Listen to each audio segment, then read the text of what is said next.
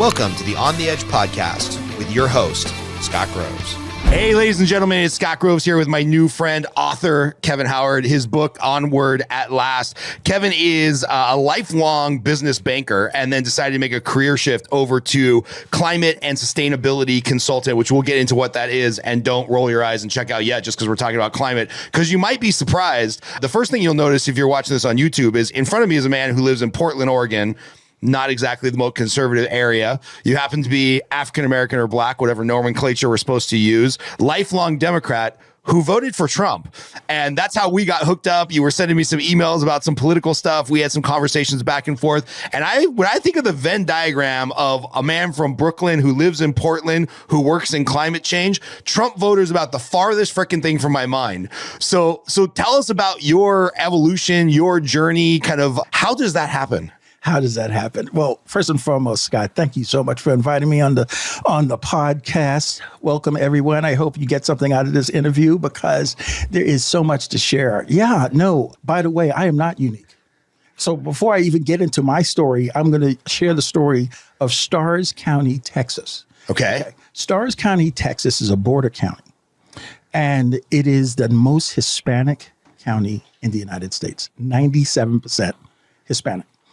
And, sounds like my house. Right. There we go. Right. Okay. And they voted for the Democrats on the presidential election every year since 1896. I mean, even when Reagan blew out Mondale, we'll share that story. There was like 7 people that voted for him in 84. Okay. They voted for Mondale. Okay. In Starrs County, Texas. This year, they voted for Trump by 16 points. Jesus. So yeah, there's something different going on here. And so, yeah. So you want me to tell the Trump part of the story, just the Kevin Howard part? Tell the Kevin Howard part of the story, like where you come from, like what your background is, and then we'll go from there. Absolutely. Okay. So I was born and raised and had no hit on Brooklyn, but I was born and raised in the Bronx. Hopefully there's some Bronx folks listening out there. And a second generation American. My mom came over from Panama, became a naturalized citizen, made it really good here, and raised 2 boys or what have you. And long and short is I was raised passionately loving the country because it saved her. And then it saved the family that she brought over, and everyone has done well and everyone has become citizens. Okay. And so I was a passionate, totally bought in to the American dream, joined the military at 18, served for Colin Powell in the 5th Corps in Germany. And during the Cold War, while we still had the Cold War, President Reagan was my commander in chief. And you don't look that old, bro. I know. I'm 59. You're looking good. So I'm trying to keep it together. But if I let my hair grow out even 1 inch, all of a sudden, who's that old man? All right, there you go. But that said, so I was passionate about building that American dream. I did my 4 years active duty, first generation M1 tanker in NATO and stuff like that. Then I went to school, went to graduate school, but I wanted to be a banker. I wanted to help entrepreneurs, right? And so I just became a business banker, started with SBA, government guaranteed financing, so that I can get to the startups. So I can get to the man and woman who has passion for starting something. They're tired of working for someone else. Why did you care about that so much? Did your mom start a business coming over from Panama, or did you have some success story in your neighborhood that you're like? No, the thing about it is that at the heart of the American dream is that Horatio Alger story about, hey, no matter where you were born on the wrong, and we were born and raised in the Bronx, right? Yeah, before the Bronx had hipsters and kids on their laptop writing their screenplay. Cool back in that day. Yeah, the Bronx were dangerous in the 80s. Exactly. So the idea of how you achieve the American dream oftentimes is you start a business. And so I was passionate about that, and I wanted to help people. I knew numbers. I was inclined in that direction. I was deep into economics, that kind of thing. And so I wanted to help provide that kind of capital to people who wanted to make their dream happen. And so the SBA government program is one of the best public-private programs for that, because it's a whole program where private investors provide most of the money. There's 2 programs, but basically private investors provide most of the money, and it's to businesses who could not get financing otherwise. So that's the regular person trying to make it work. They have a good idea. They've saved up a little bit of money, but they need some help, and they need it at a lower cost, right? Because basically the way our credit system works, the less you have, the more it costs. Yeah. It's just the bottom line. Yeah. So the SBA program is a great program to help those people. And so I started there, and then I worked my way up the food chain in terms of larger businesses and peaked out as a middle market commercial banker for Wachovia. There we go. You know what I'm saying? And this goes back to 2008. Didn't make it, huh? Oh. If you ever wondered what happened to those people at Lehman Brothers, well, whatever happened to those people at Wachovia, here it is. Okay, there we go. That's another story, you know. So to answer that question, though, I was passionate about helping entrepreneurs get their ideas into business and getting up the food chain in terms of sustaining themselves on that business, because that's the key to the American dream. And what better way for me to achieve my American dream than to do that? So that was what I was all about. And so I was going down that path. And one of the things I discovered going down that path is that it was harder and harder for that average person to do it. And if you look at the data on like new business formation, since 2000, it has just gone down and down in terms of the number of new businesses started by the average American.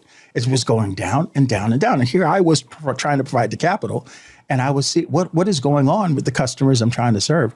And what was happening is they were being slowly but surely smothered by these macroeconomic, geopolitical externalities.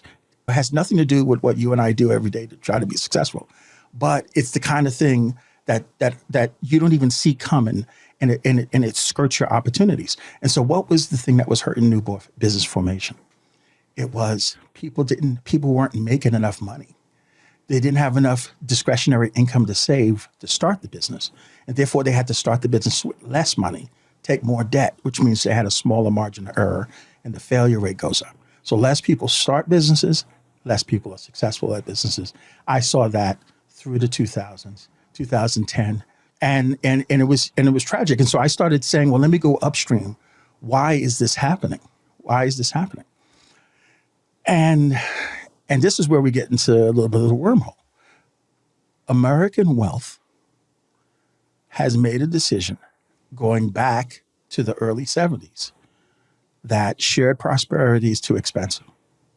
That the problem with shared prosperity, what we did after World War II with Roosevelt's New Deal, and then the soldiers came back, and we had the new GI Bill, a whole generation of people going to college, the VA loan program, zero money down to buy a home. So you had a whole bunch of Americans buying homes.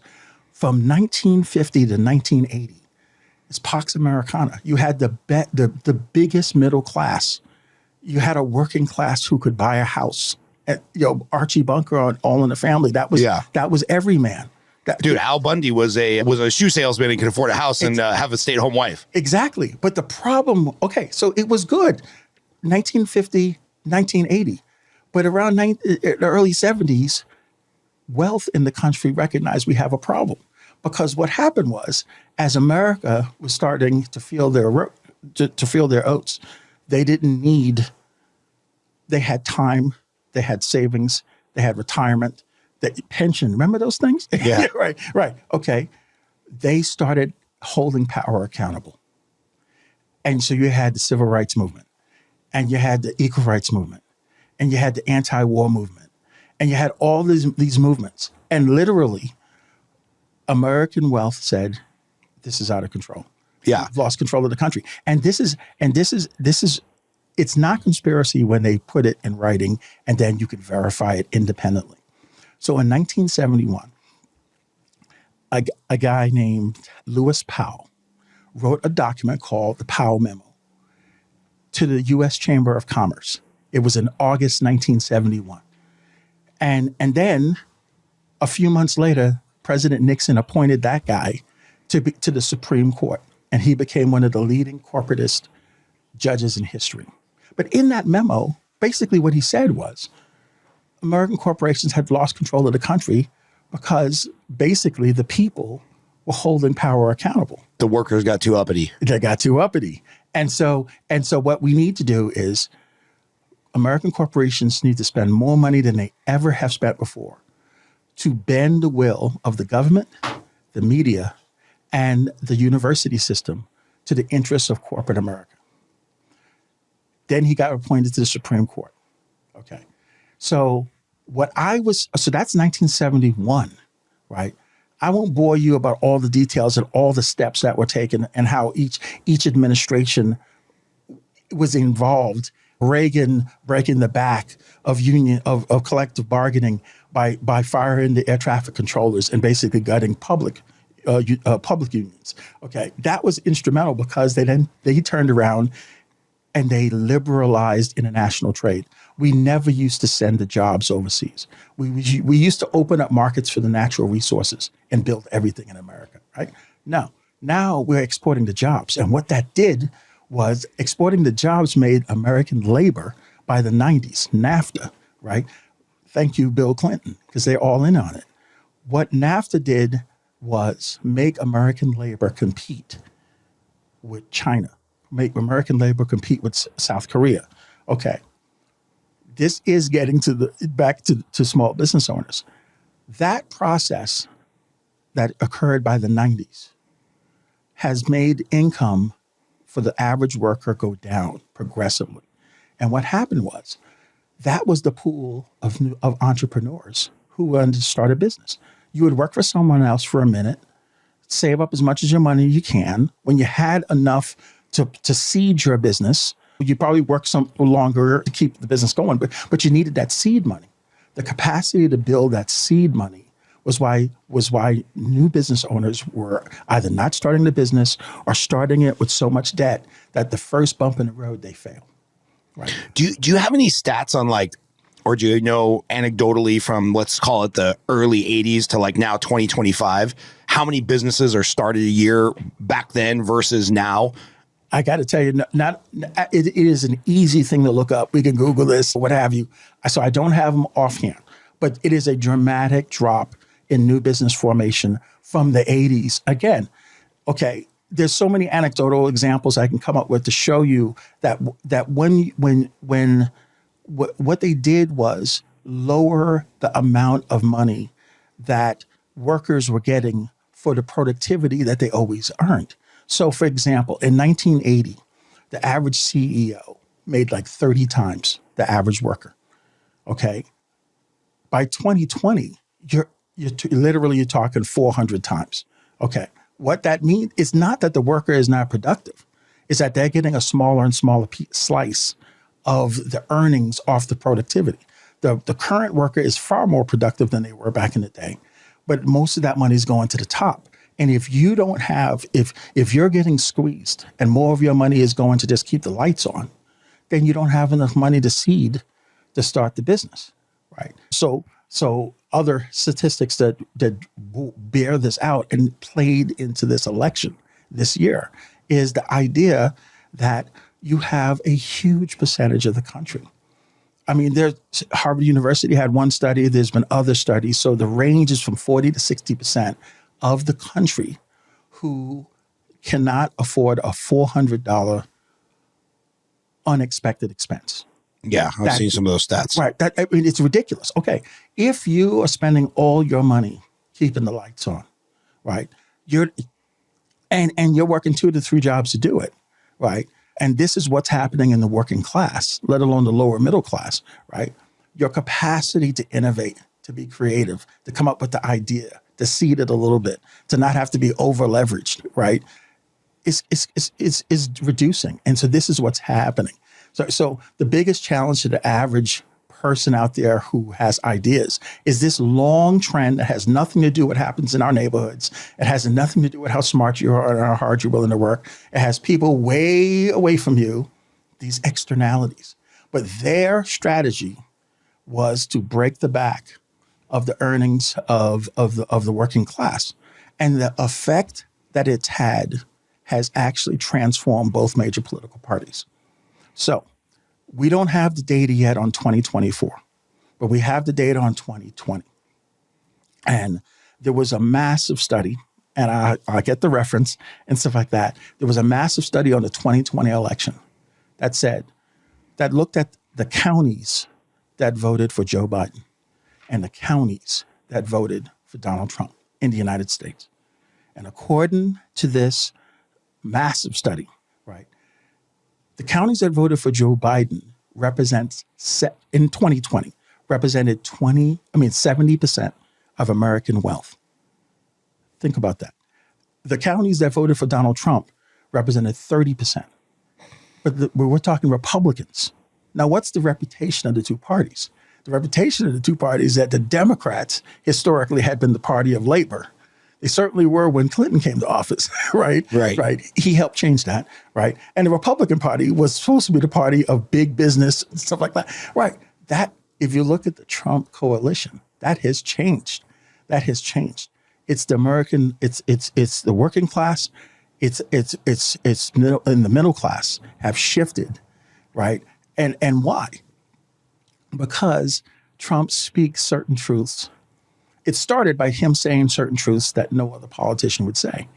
Yeah, there's that famous clip talking to Hillary Clinton where it's like, she's like, you didn't pay any taxes, blah, blah, blah, blah. He's like, you were in office, you could have changed it. But of course you're not, because all your donors are benefiting from the same tax law, you bitch. Right. It's like, no, that's true. But even in that quote, what the rationale, he said, of course not.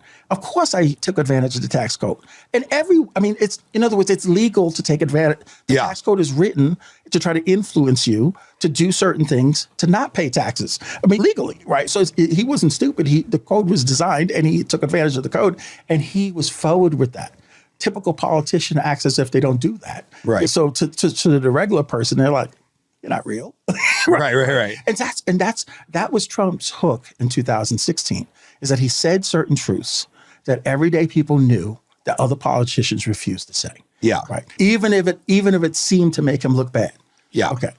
I don't, with all the money that political parties spend on analysts and debate prep, and like, you've got to have the best debate prep people in the world if you're going on the presidential stage.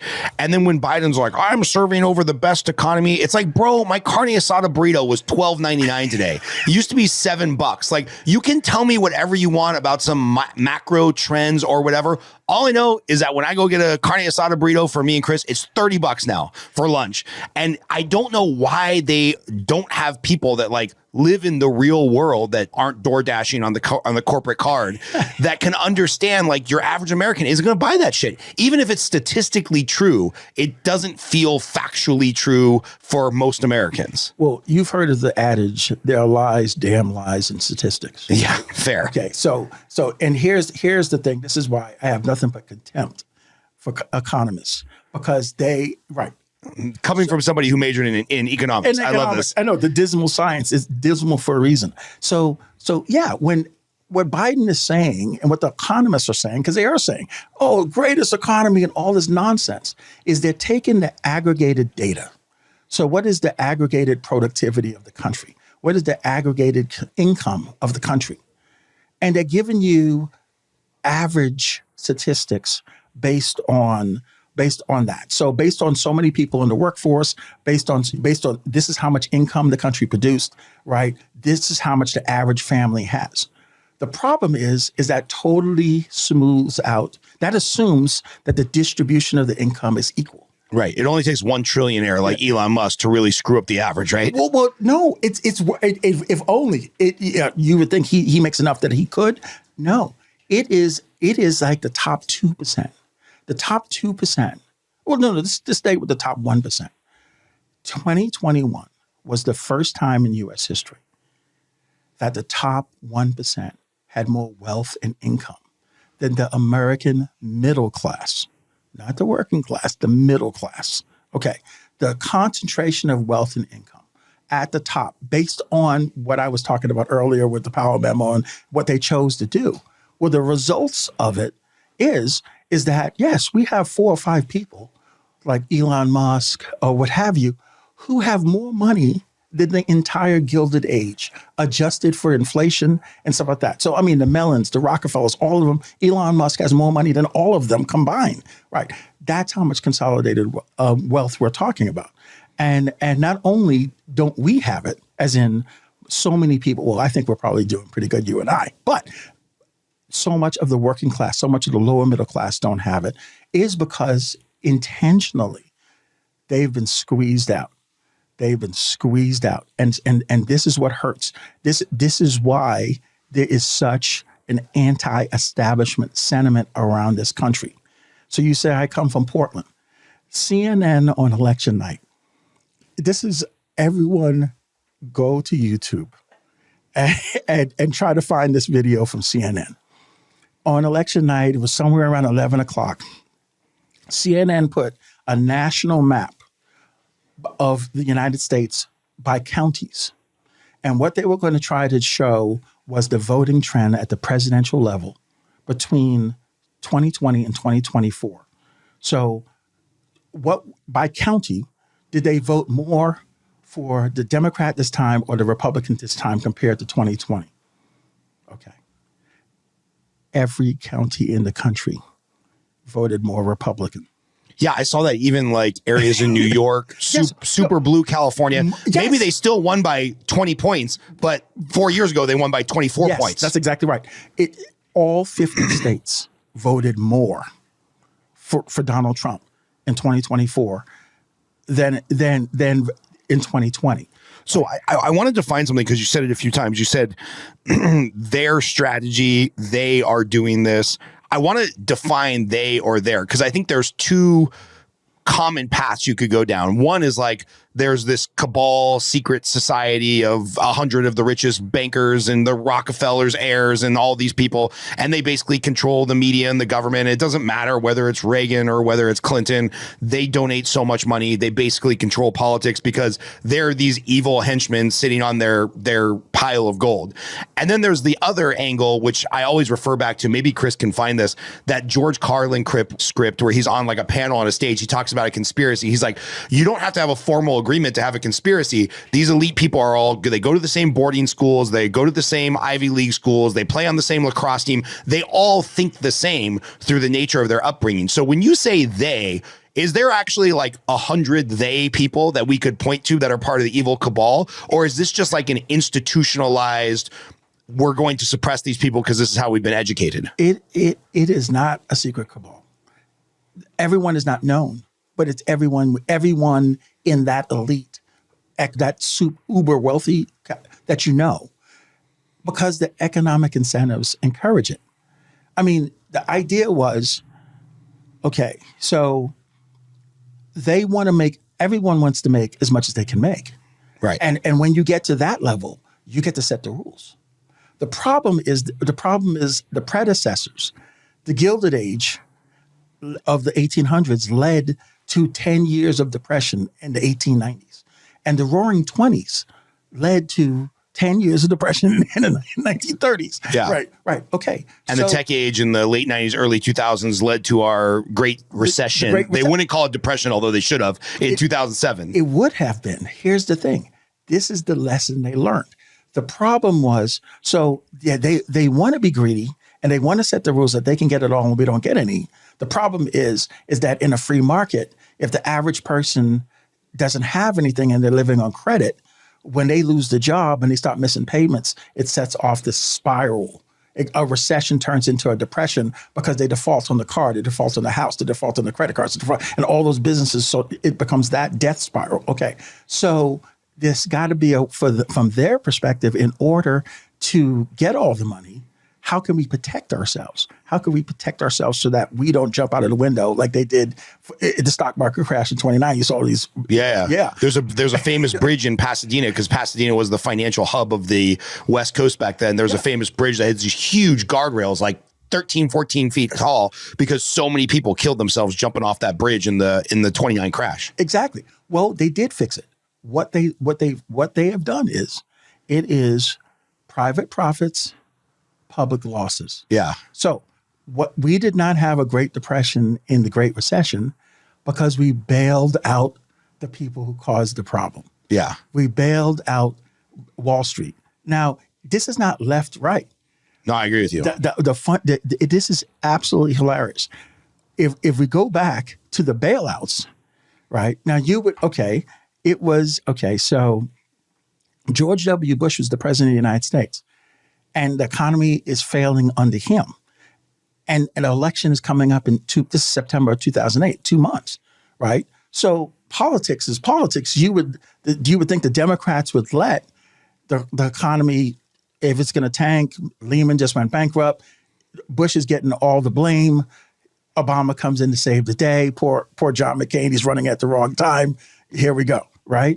Okay, but if you remember, so Lehman fails, the president of Obama suspends his campaign to go back to Washington to figure out how we could do this. So, of course, McCain goes back. Yeah, that 13 Bankers meeting. There's a great book about it called 13 Bankers. Right, exactly. Yeah. No question about it, right. Okay, so who voted for TARP?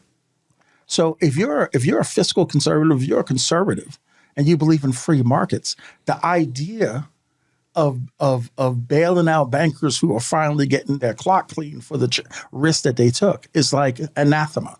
Are you kidding?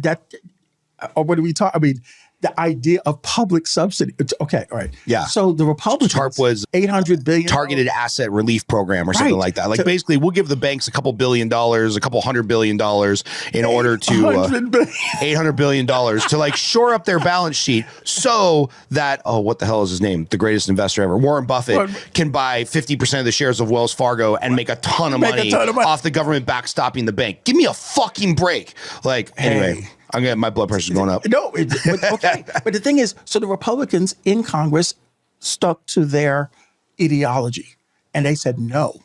And and the first time they tried to bail out, to pass TARP, it failed. And Wall Street tanked like 777 points. And everyone is panicking. Oh, here it is. Bernanke comes and says, the global economy is going to fail in 72 hours if you don't do something. So, okay, everyone, sphinxes are going and stuff like that. And who bails out, who votes for it? The Republicans still stick to it because they're saying, you know what? Even though this is our president, right? The people who gambled and lost, this is the market baron. And better people who are smarter will replace them. And yes, it's going to be painful. But that is how free markets work, right? Now, it was the Democrats and Nancy Pelosi and Barack Obama who joined with Bush and supported Bernanke and passed TARP. And so what I'm trying to say is this game has switched. Who really is that was the signal to me that the Democrats are not for the working person anymore. They're for Wall Street, because when Obama then got elected, okay, he had an opportunity. 8 million people lost their homes, right? On a scam from Wall Street. That's another story we could talk about, how Wall Street scammed people in the mortgage debacle, right? But the fact is that Wall Street set up these risky instruments that ultimately blew up the global economy, and we covered their losses. And what happened to 8 million foreclosures, the numbers of jobs, the loss in real estate value. I was in Phoenix, Arizona, and my $600,000. You got hit hard. My $600,000 house in May of 2007 was like going for $315,000 in December 2008. Catastrophic, right? Okay, we didn't get covered or supported or helped, but even though we bailed out AIG. But and the significance of bailing out AIG was the bankers who had wrecked the economy took out some ridiculous, used to be illegal insurance policies with AIG that caused AIG to fail. So now we reach into our taxpayer pockets for another $180 billion and bail out AIG. And AIG takes that money and turns around and gives it to the bankers for that crappy credit default swap insurance stuff that the people who rigged the economy in the first place and wrecked it got covered by. And literally Goldman Sachs got almost $20 billion in insurance payments from AIG that the U.S. taxpayer paid for. There were working class people petitioning in front of AIG, begging Obama to not pay 100 cents on the dollar, when the pensioners were getting a third of their pensions because what they lost on Wall Street. And the pensioners got screwed and Wall Street got 100%. You know? So what is all to say? There has been a shift. And the revolution that Bernie was talking about actually has manifested under Trump. Yeah. And the Democrats hosed Bernie twice. Twice. He should have been the person that was on the ballot come November, and with all kinds of horse trading. Like I just think it's funny when I talk to my liberal friend and they're like, democracy is on the ballot this year. It's like, you haven't got to vote for your own presidential candidate for like 4 terms now. Exactly. It's been decided by the DNC kingmakers. The fact that Trump is the least liked person in the Republican Party 8 years ago and still gets the nomination shows that that's still kind of working. They wanted it to be Ted Cruz or Marco Rubio. Yeah, they tried. And Trump murdered them. Yeah, oh yeah, totally. And that's the irony, is that how could you say you're defending democracy when the manner by which the nominees got there? I mean, Trump has actually won contested primaries against competitive Republicans in 2016 and certainly in 2024. And so that is democracy. You may not agree, you may not like him, whatever, you know. So why do I change? Wait, I want to go back one step, because if I didn't know how you voted in 2024 and all the stuff you just laid out for me, I'd be like, oh, Kevin's a communist. This is not right versus left. This is nothing political. This is class warfare. This is like the man versus the how do you say the word? Bourgeoisie. It's like, if I didn't know anything about you and you just gave me that rant, I'd be like, oh, you are like a class warfare communist person and you are a voter without a party. But I'm going to guess you think the solution is more of the free market, not less of it. And that's maybe where we'll get to Trump. Oh, I would love to get back to the free market. Yeah. This is the problem. If you are a free market person out there, you should be angry at how these people have run the market, because they're not running a free market. Right. They're running now I sound like Bernie. There's nothing left or right about this. They're running a rigged game. Yeah. Let me give you an example. There is an amazing guy named David Rogers Webb. And he was a Wall Street guy back in the 80s, managed his money, really smart. Out of the Midwest. I think his family's from Chicago. And he wrote a book called The Great Taking. And there's a YouTube video, an hour-long YouTube video where he makes this presentation. But I'm attributing him, because I'm giving you an example. I'm not going to tell you all about his story.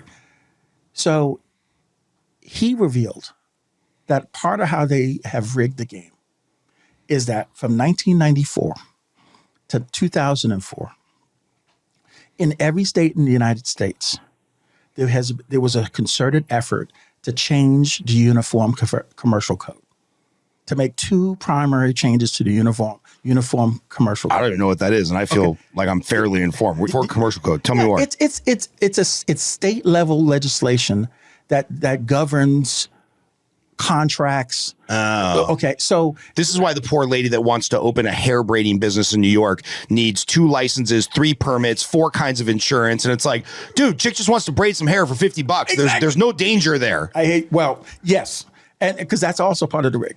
But basically what they changed is, it used to be when you owned a stock, your property right in that stock was a personal property right. So they used to, you bought a stock, they sent you the certificates. Okay, right. And so if the brokerage firm that was holding your stock went bankrupt, right, you would call the bankruptcy attorney or whoever would call you up and say, where would you like us to send your stocks? Because the firm is bankrupt, but your stocks are still intact because you own it personally, right? Okay. They changed the Uniform Commercial Code to say that our ownership of stock is not personal property anymore.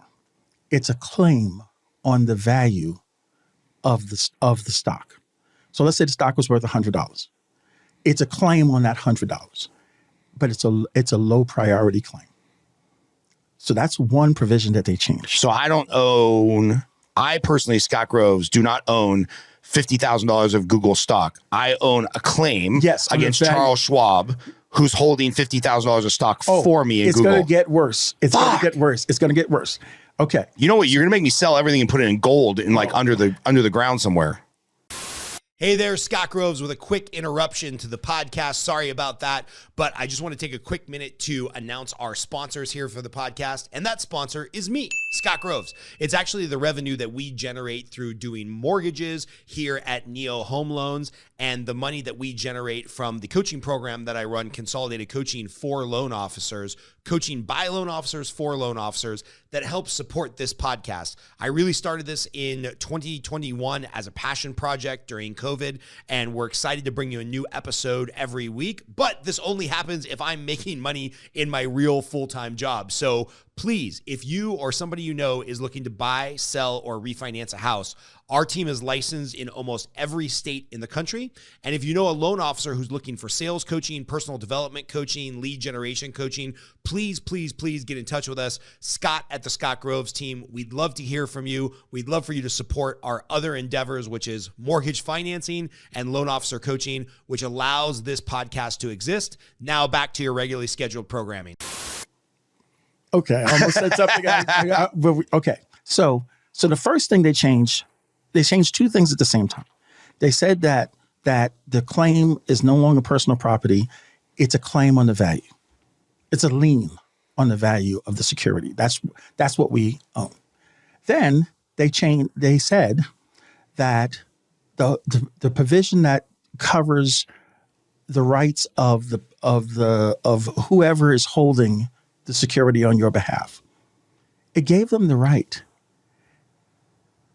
to use your asset, my asset, as security for other financing. This was the banking investment banker law that Clinton split up, right? I can't remember. No, it's not at the federal level. Oh. This is what. Okay, so basically, Charles Schwab can't, as a holder of securities, to the extent that they're holding securities, can take out debt against those securities, against their client securities, without the client knowing it. Okay. So those two provisions, hold those two provisions in your head. I can't. My head's already blown up, but okay, I'll try. Then they changed the bankruptcy law in 2005 to say that a new class of creditor, the Big Four, Chase, Bank of America, Citi, Wells Fargo, I think it is, the Big Four, that there's a certain, well, it's primarily the Big Four, that they, as creditors, have unimpeachable right to any collateral. So they're the first lien holder if they lend money to Charles Schwab against my money. And it's unimpeachable. In other words, even if fraud is involved. So now I'm going to give you a real world example that David Rogers. For people that are listening to this and not watching, I think I'm probably bright red right now, and I had to lean back because my head is about to explode. You remember when Lehman failed? Yeah. Lehman went bankrupt. Okay. So Lehman Brothers is one of the most famous investment banks and one of the smartest investment banks on Wall Street. So when they went bankrupt, it set off a run against the other investment banks. Morgan Stanley, Bear Stearns, the whole night, yeah. Well, Bear had failed already, but yes, all the survivors. Okay, the reason why it set up a run is because when Lehman filed bankruptcy, okay, the customers who had billions of dollars of investments held by Lehman that Lehman was investing on their behalf, right, called to get their money. And what they were told is they couldn't get it. Why? Because JP Morgan Chase had an absolute lien on those assets because they lent money to Lehman. Lehman took out debt on their clients' assets, right?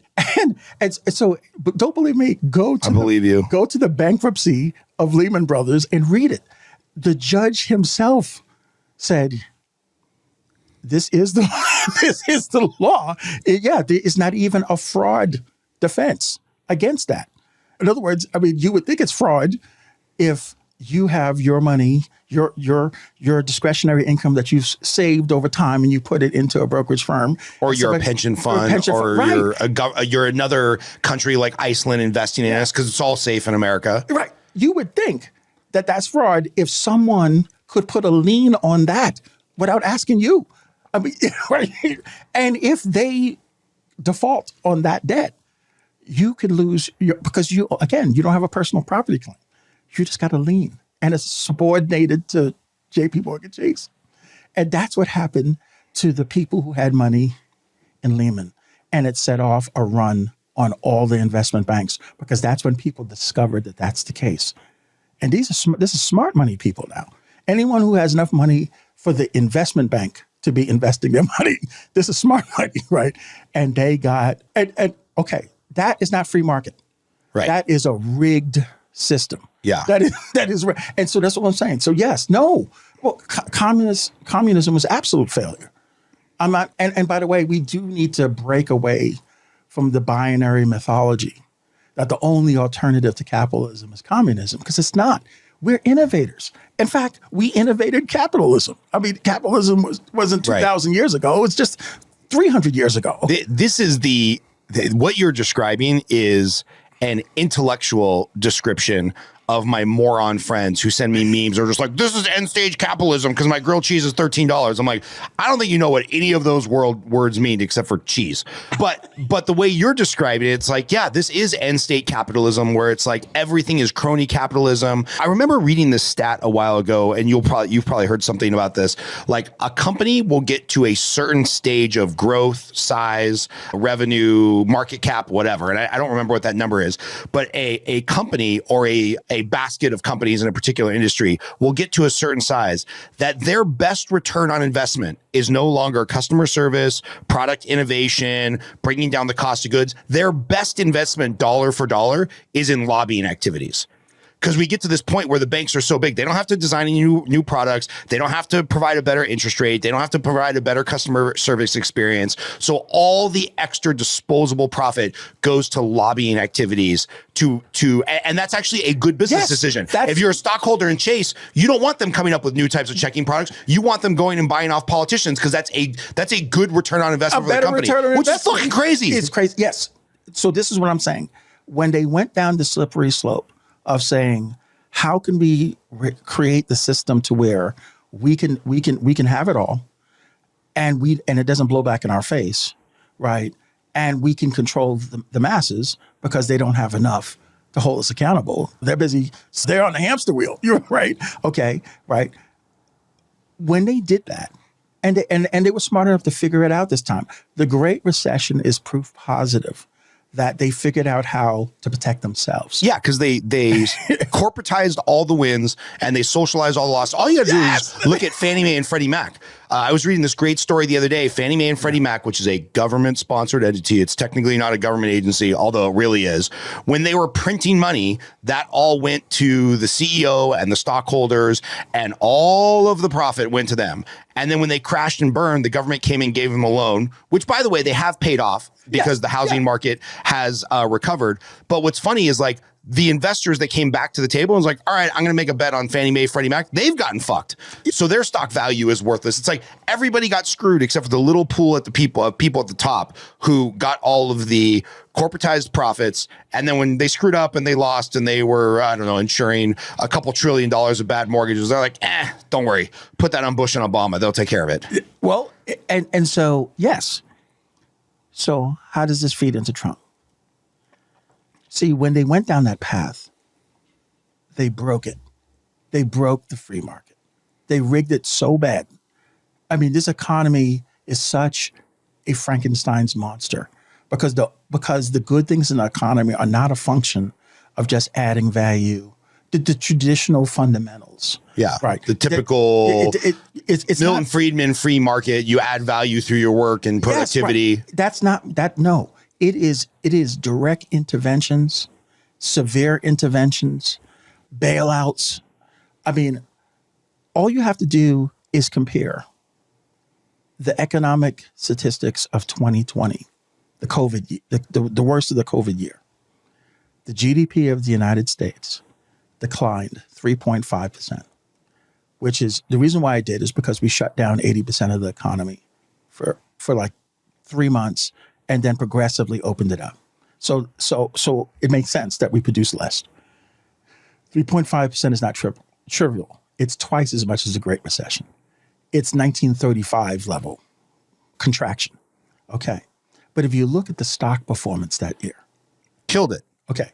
So the S&P 500 grew like 16%. The Russell 2000, small caps, 18%. The NASDAQ composite, 43.6%. You know why? Because the Federal Reserve juiced that market with $4 trillion of money essentially at the federal funds rate, which is almost free. Yeah. That money had to go somewhere. Yeah. You go on Google and check the balance sheet of the Federal Reserve in January of 2020. It's about $5 trillion. And then February of 2021, it's like $9 trillion. That $4 trillion, right, is a response to the CARES Act, which was the COVID response, the $2 trillion legislation passed in the third week of March of 2020. Which, by the way, if you think about that, because people are bad at math, 8 years, 12 years earlier, it's a fight to the death if we're going to pass an $800 billion bill to save all of the banks in the world, effectively. Right. Big fight between Bush and Obama that you just laid out. That was $800 billion, and it was a fight to the death in Congress. Yep. You know, 13 years later, it's like $2 trillion. Fuck it, rubber stamp it. We got to get these people $1,000 check. I was like, you could go back and look at my Facebook. Chris is probably sick of hearing about it from me. I was like screaming from the rafters. This is stupid beyond a level of stupidity. Chris mentioned to me, and he's said this publicly, I think, before. So he's just like, dude, my parents didn't need the money, but because they happen to be retired and below like a certain income threshold, they just got a random check from the government. Can't send it back. Yep. Like, of course you're going to cash it. It's like we pissed through. I have to think out of that $2 trillion, more than half of it was legitimately pissed away. Well, and it blows my mind. Well, okay, let's break it down a little bit because this is, again. I took a really fun trip to Idaho. Yeah. I took a road trip to Idaho on the government. Hey, there you go. Never do that outside of COVID. Okay, so if you, the interesting parts of the $2 trillion is like $2.2 trillion was. By the way, I love that 200 billion is just like a rounding order. It's like whatever. That's where we are. Oh, but so they gave about $350 billion to the PPP program for small businesses. Yeah. Right. They funded the $600 a week, the pandemic unemployment insurance, which actually economists will say people use the money to pay their bills. It actually worked. Right. Okay. They allocated $500 billion to large corporations over 500 employees. And of that $500 billion, they designated $75 billion to the airline industry and the cruise line industry. Okay, so you got $425 billion for the large corporations. Okay, now they give the $350 billion for the PPP program directly to the SBA. The banks are going to administer the PPP program, but the SBA just fund the loans as the banks decide who to lend the money to.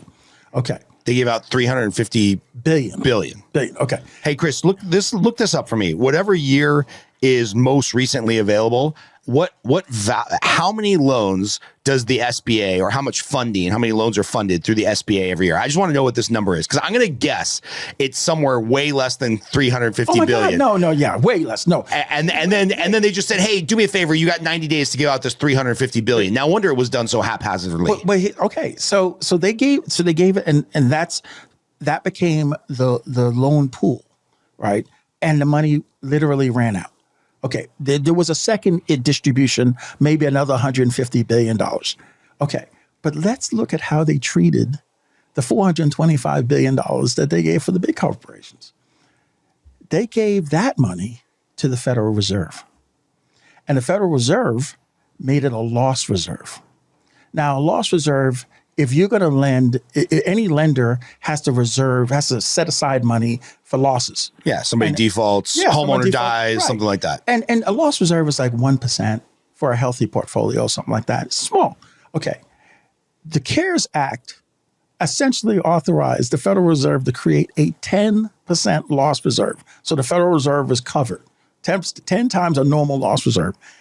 Use that $425 billion, hold it, and then you lend $4.25 trillion to those corporations at 25 basis points, the federal funds rate at the time. So most people don't know what you're talking about. So if you have a loss reserve of how many billion? 425 billion. So you have a loss reserve, 425 billion. You can, as a lending institution, 10x that with what you're lending out. So for example, you go to a bank to get a mortgage, they have to have $1 on deposit for every $10 that they lend you as a mortgage. It's a 9-to-1 ratio. Right. So what it does is it allows banks to like borrow money from the government to fund more loans, stimulate more economic growth, and then they've got 10% ish. So when they gave them 400 billion, the Federal Reserve just turned around and lent out $4 trillion to companies at effectively a zero interest rate. So if you're Peloton or whatever, which took off during the pandemic, it's like, oh, I can get free money from the government to market and buy Facebook ads and build product and send out 1 billion bikes. And then that company went through the roof and then they crashed and burned ever since because now they don't have free money to do free marketing and free. That's right. Fucking crazy, man. So the net effect. 60 to 70,000 loans a year. 60, 70,000 loans a year, probably average SBA loans, 50 grand, 100 grand, somewhere in there. No, it's larger than that. They approach $1 billion or more. And it depends on the SBA 7A program or SBA 504 program, but it's nothing like what we're talking about. So the SBA lends out a couple billion a year, and all of a sudden they were given 350 billion? 350 billion. 350 billion other programs say, hey, give this out to people who are hurting. But here's the thing: it's because this is why everybody in LA built a brand new pool, saying that their business was suffering. No, but and they never had to pay back that goddamn money. Scott, sorry. I don't want you to bury the lead, my friend. The thing is that all the businesses, all the small businesses, we were told to shelter in place. So all these businesses were shut down. Again, this drives Trump's support this time. All these small businesses were shut down. And they needed the PPP for working capital to stay afloat until we opened the economy up. Otherwise, they'd lose everything. I don't know.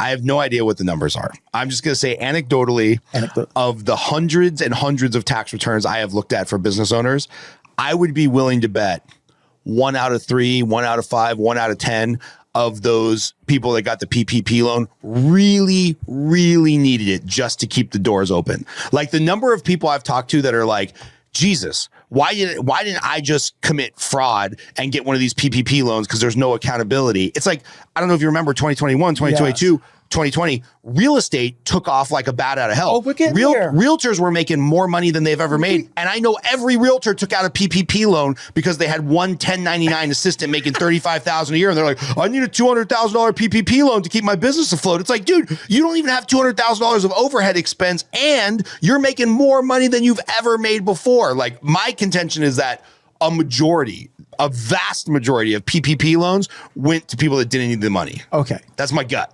Now, maybe they spent it in the economy and you could talk about second order effects and all that shit. But I disagree this idea of like the poor restaurant owner in Burbank who couldn't stay open, his little sandwich shop, the family business was going to go out of business without PPP. That definitely happened. I think more bullshit happened. Well, okay. You are talking about there was rampant abuse of the program. But that only obscures the net effect. So how did small businesses do? I mean, seriously. I mean, how did? Oh, they got crushed. That's my point. My point is that the capital for the PPP program was wholly inadequate. 30% of all small businesses in the United States failed. Do you think it was inadequate or it was just dispersed incorrectly? Oh, well, it was both inadequate and dispersed incorrectly.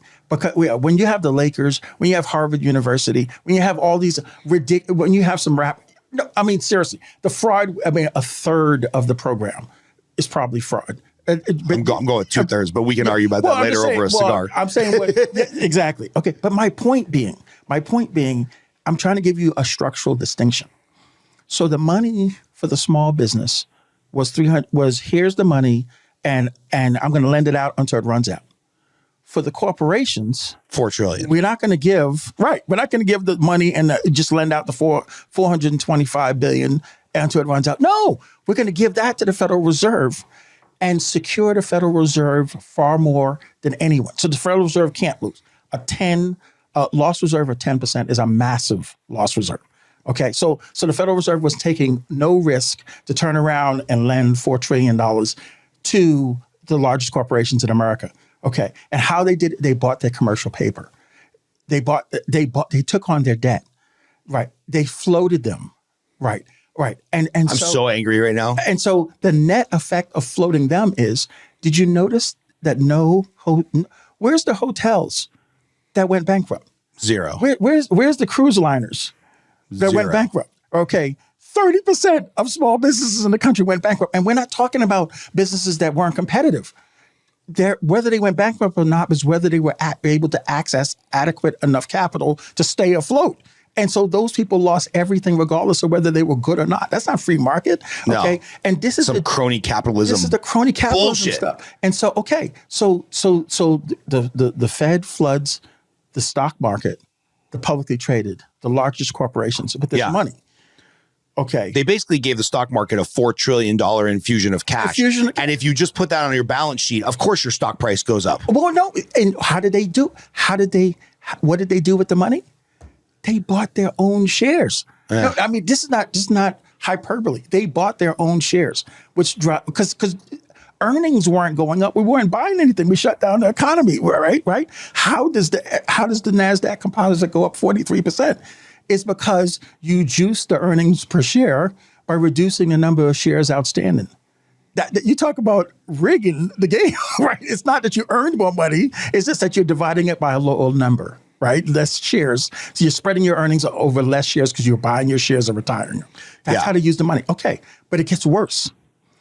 Okay, so do you know that there's like 3 or 4 companies that own like 90% of the S&P 500? Yeah, BlackRock, Vanguard, and State Street. Yeah. Okay. All right. So now we're opening up the economy in 2021. You can take a breath. We can go back to work. We can start making deals. We start doing business, right? Okay.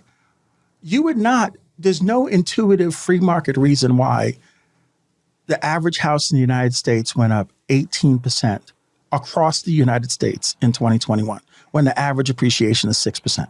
So 3 times normal average appreciation for 2021. Why does that happen? They juiced the interest rates and made them lower. Well, no.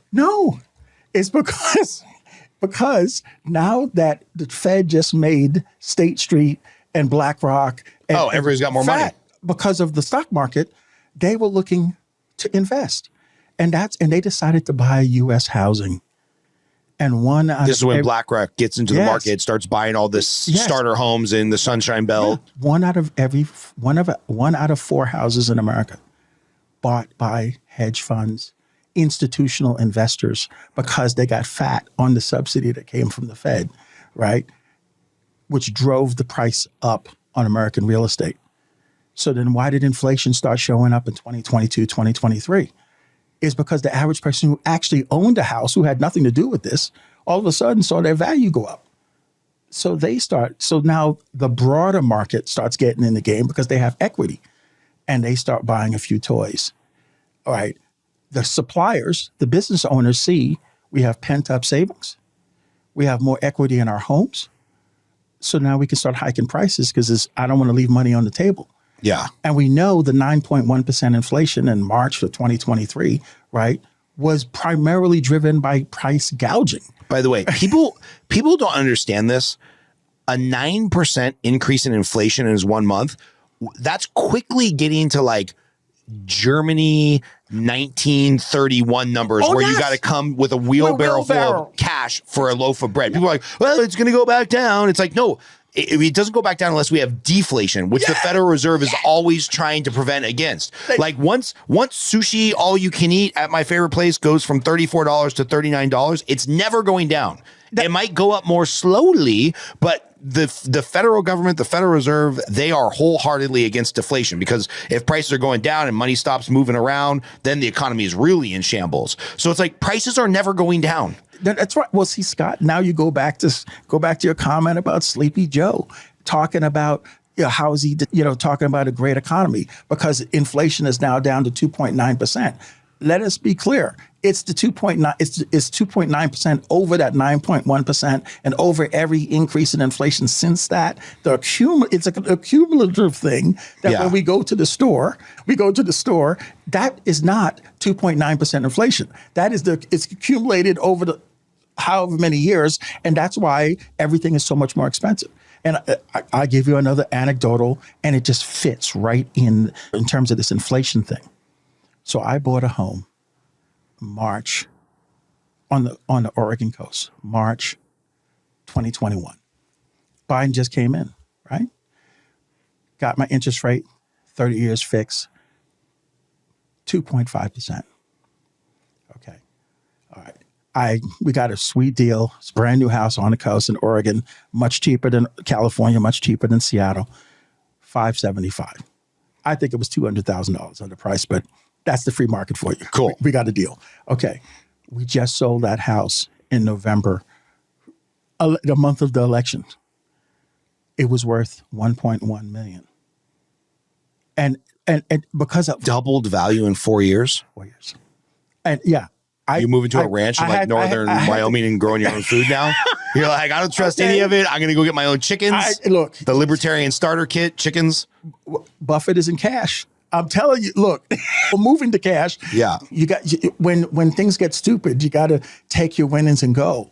And now I'm just going to wait and look for the market to make sense again. But my point being is literally that's an insane amount of appreciation because it was in a premium spot. So yeah, Detroit, maybe not. But if you're on the coast, you're in a premium neighborhood or whatever, yeah, the average house price went up 40%.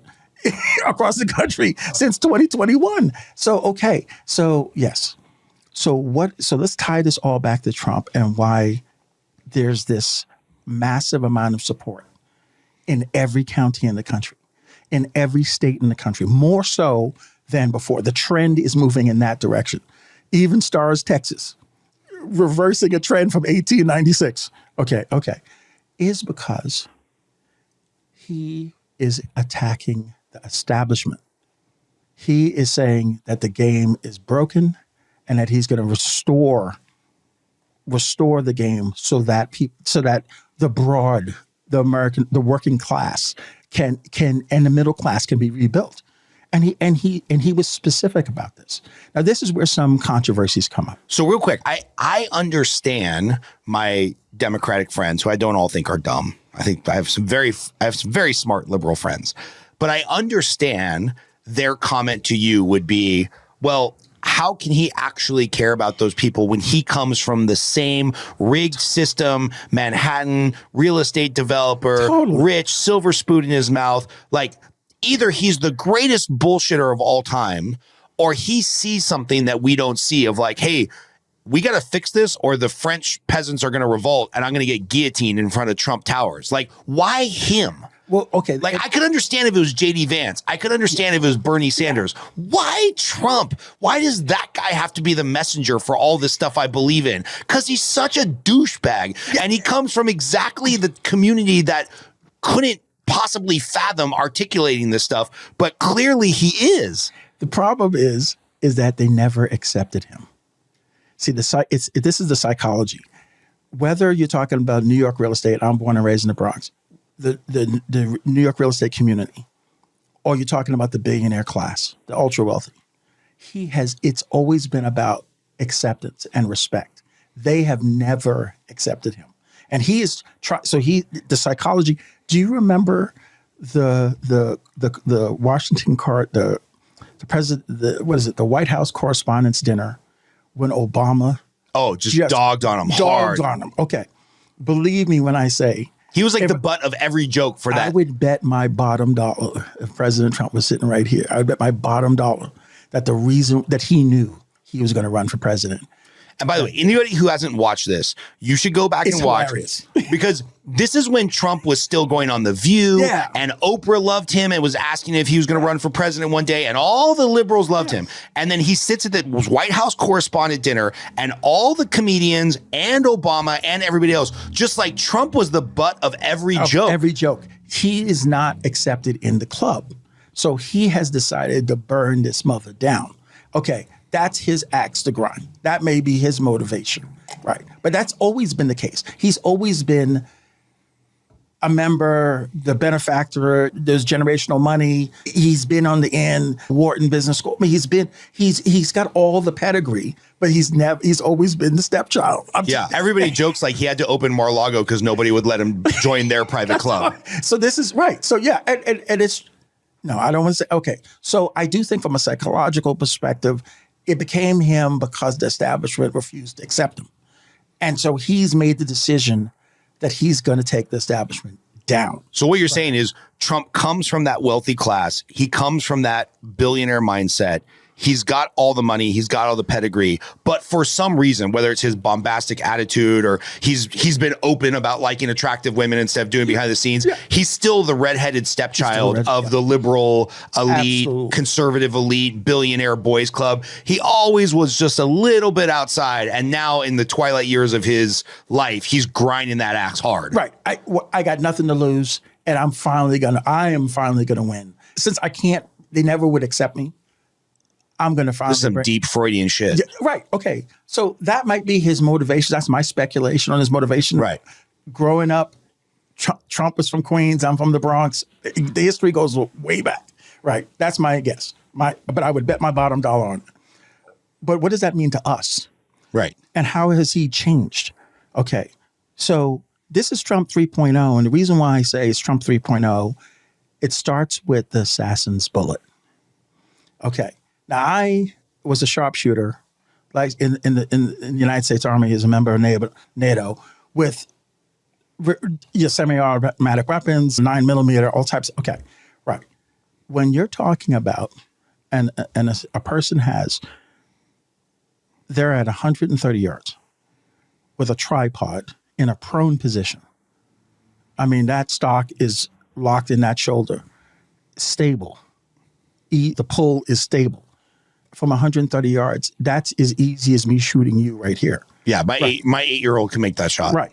That shot happens 1,000 times. Trump is dead 1,000 times. So happens because it was coming from the right and he happened to turn. Well, yeah, it was coming from the right and he happened to turn because there was a sign over here that he was going to point out some data to the crowd. And it just, if you could imagine the squeeze is occurring and he just starts turning his head. And so just because of the angle, it hits the air instead of the side of his dome. Of course, the guy behind him is dead. Right. Yeah. This was no joke. Yeah, when people are like, oh, this was a fraud, he staged it. I'm like, I don't think he staged killing a firefighter. No, right. No. So okay. So when that happened, okay. And I only know this because RFK Jr. said it. 3 hours after that happened, the same day, Trump reached out to RFK and said, "Can we talk and see what we can do to work together?" Now, the polling data, if you get into, I'm a polling data geek, and RFK was dominant amongst independent voters, which is the largest block of voters. He was way out ahead of anyone else, right? And he was taking more votes from Trump, by the way. Right, right. Okay, and he was running as a third-party candidate himself. Okay, so Trump reaches out 3 hours later after that event. RFK didn't trust Trump. They've only said things, real nasty things about each other. Okay, exactly. But so happens the guy, the Casey and Callie Means are a brother and sister who are experts in nutrition and health. And I think she is a Stanford University physician. And I think her brother, I know he's an advocate for nutrition. I don't know his technical background. They had been working with RFK for 10 years, advocating for fighting against big pharma and big ag, the quality of processed foods and all this sort of stuff. And they had also been to RFK, he didn't know they had also been talking to Trump. And so what Trump was calling RFK is he believed in that we do have a chronic health crisis, particularly with our children in America. And he knew that this was a big deal with RFK. And to me, this is where I think Trump is smart as a fox.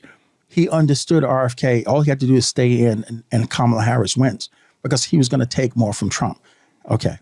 So Trump comes at him and says, hey, I can work with you on that issue. And they start having these, and so RFK doesn't want to meet with him.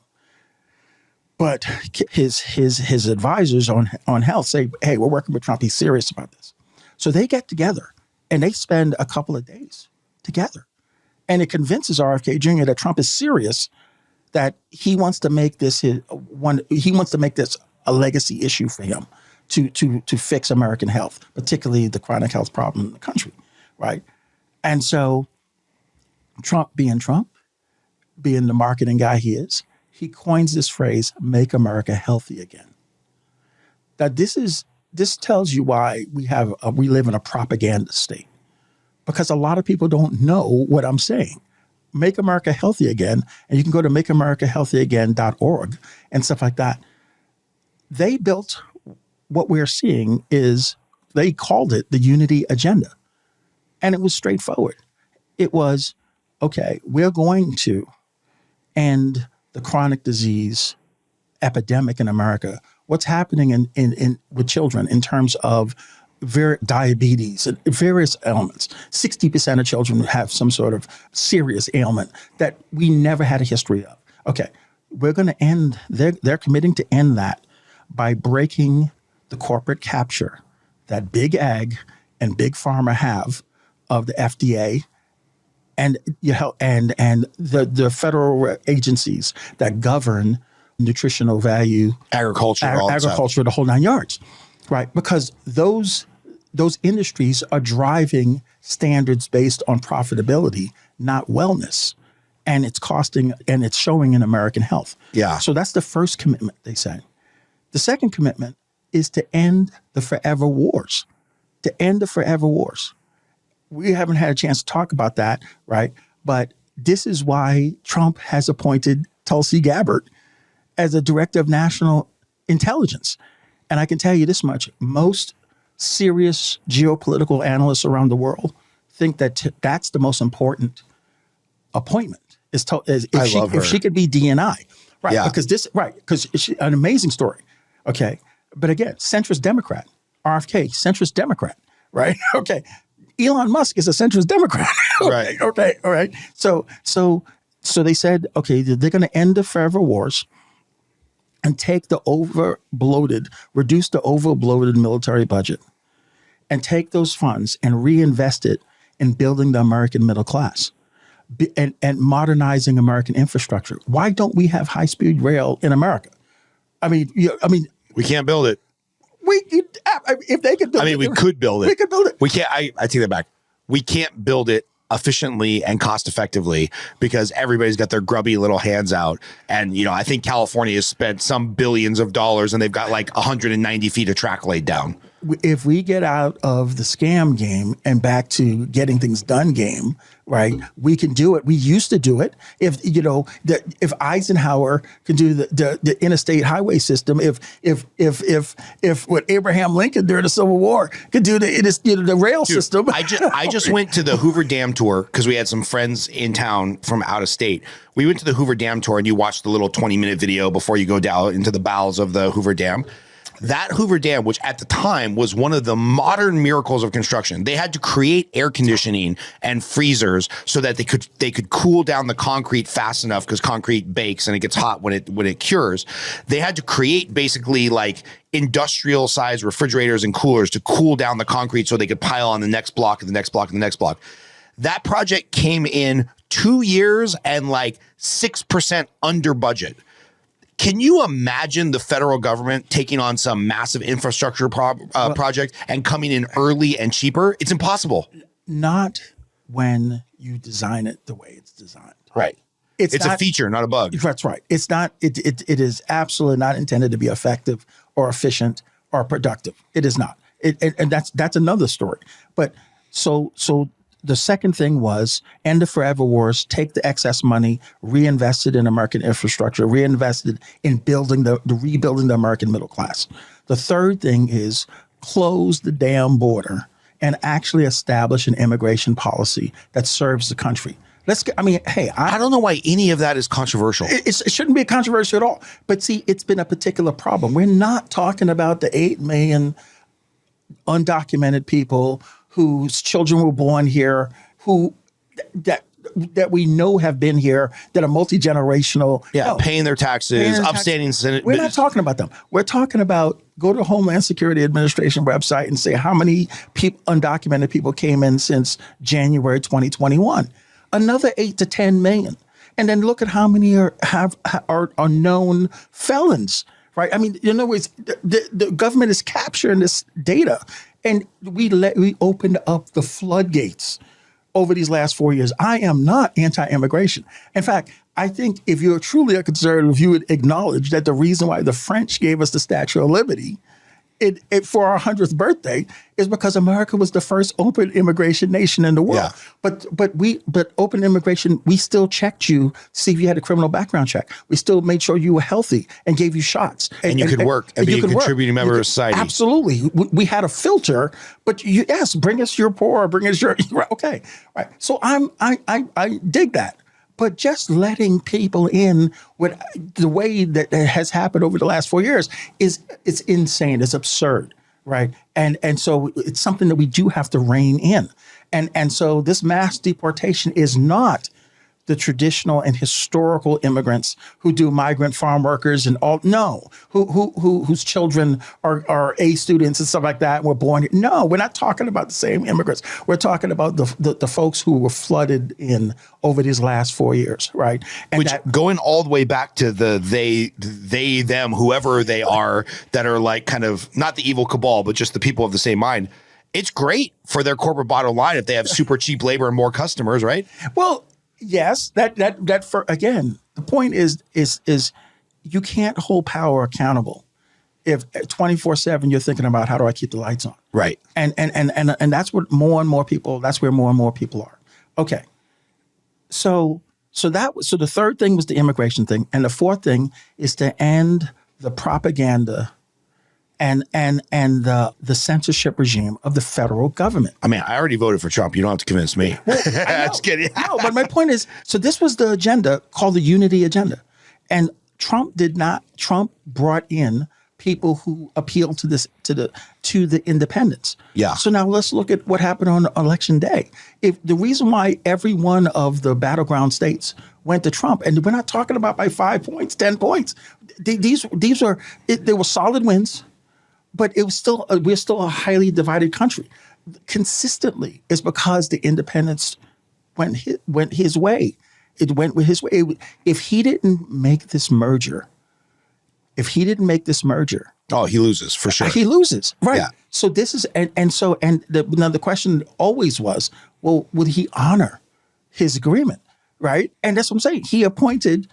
Yes, Marco Rubio, Secretary of State. He solid conservatives doing other things. Yeah, he appointed RFK to head the Health and Human Services. He appointed Tulsi Gabbard to be the Director of National Intelligence. And the reason why she's so important on the forever wars is if you look at the wars over the last 30 years, it's actually since World War II, it's been a practice of us using our intelligence agencies to destabilize governments, to create the conflicts that then we can sell them weapons, right? Okay, this is what Eisenhower was warning about in 1961 about the military-industrial complex. The reason why a runaway military-industrial complex is a danger to democracy is because it becomes good business. So you have to have an enemy for that business. And so then you become consumed by one enemy after another enemy and after another enemy. Scott, I'm not sure how old you are. 45. 45. We'll be 46 next month. Yeah. We go from the Cold War. Evil Russians. The Soviet Union, right? We go into terrorism, right? We go into Iraq. We go into Afghanistan, 20 years of Afghanistan. Taliban was there before we got nothing. there. Taliban is still there right now. We go into Ukraine. The forever wars, and the CIA's fingerprints are on all that. Well, Tulsi is a decorated combat veteran, just like John Kerry was in '84, in 2004 when he ran. Not advocating, I'm just saying, okay. And she is committed to not use the intelligence agencies to destabilize countries, to create the environment to feed the military-industrial complex. If people don't understand what you're talking about with using the intelligence agencies to destabilize every country, to destabilize other countries, I highly recommend everybody read the book, All the Shah's Men. It's about how the CIA went into Iran and basically took a peaceful, profitable, rich with natural resources country and destroyed that fucking place. There's probably a couple dozen CIA operatives and case managers and executives at the CIA, whatever they call the green badgers, blue badgers, I don't know what they call them. I mean, they wrecked that country and basically turned them into a generational enemy of Israel and America. And that was the CIA. So if you either want to have your tinfoil hat validated or you want to wear that a little bit more, go read the book, All the Shah's Men. It's one of my favorite books of all time. But this stuff is verifiable. And so that's why that last one, to end the propaganda and the censorship regime, is so important, because the magnitude of the lying. Okay, I think the most prominent developmental economist in modern history is a gentleman named Jeffrey Sachs. He's an economist from Columbia University. When Gorbachev was negotiating the stand down of the Soviet Union, is he the one that took him to the grocery store? No. And when Gorbachev, we're talking late 80s, early 90s, was negotiating the stand down of the Soviet Union, end of the Cold War, one of the provisions was they were going to abdicate communism, but they needed to understand capitalism. And America sent Jeffrey Sachs to help to help the Russians. He went to Eastern Europe and did it for Poland and Romania, all the old Warsaw Pact countries. And it was an amazing success, except when it came to Russia, because it took funding. And he tells the story. So Google Jeffrey Sachs. He tells the story. But why am I telling the story about under a propaganda heading? Is because what do we know about the war in Ukraine?